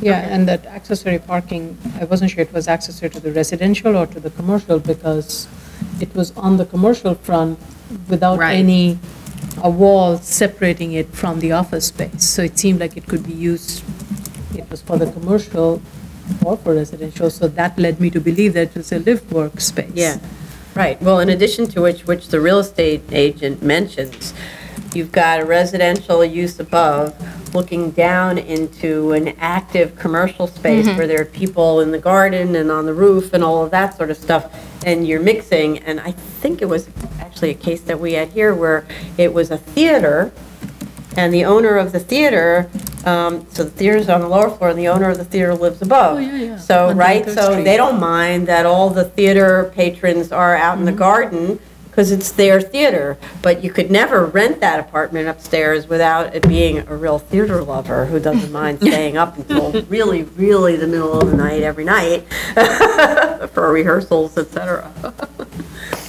So in order for me to look into this high cost issue that was raised by Commissioner Dr. Brown, I would like to get some detail on the quantities themselves. Yes. So we can see whether it's the unit prices or the quantity. Okay, great. Any other comments? Okay, great. This concludes the public review session for January 7, 2019.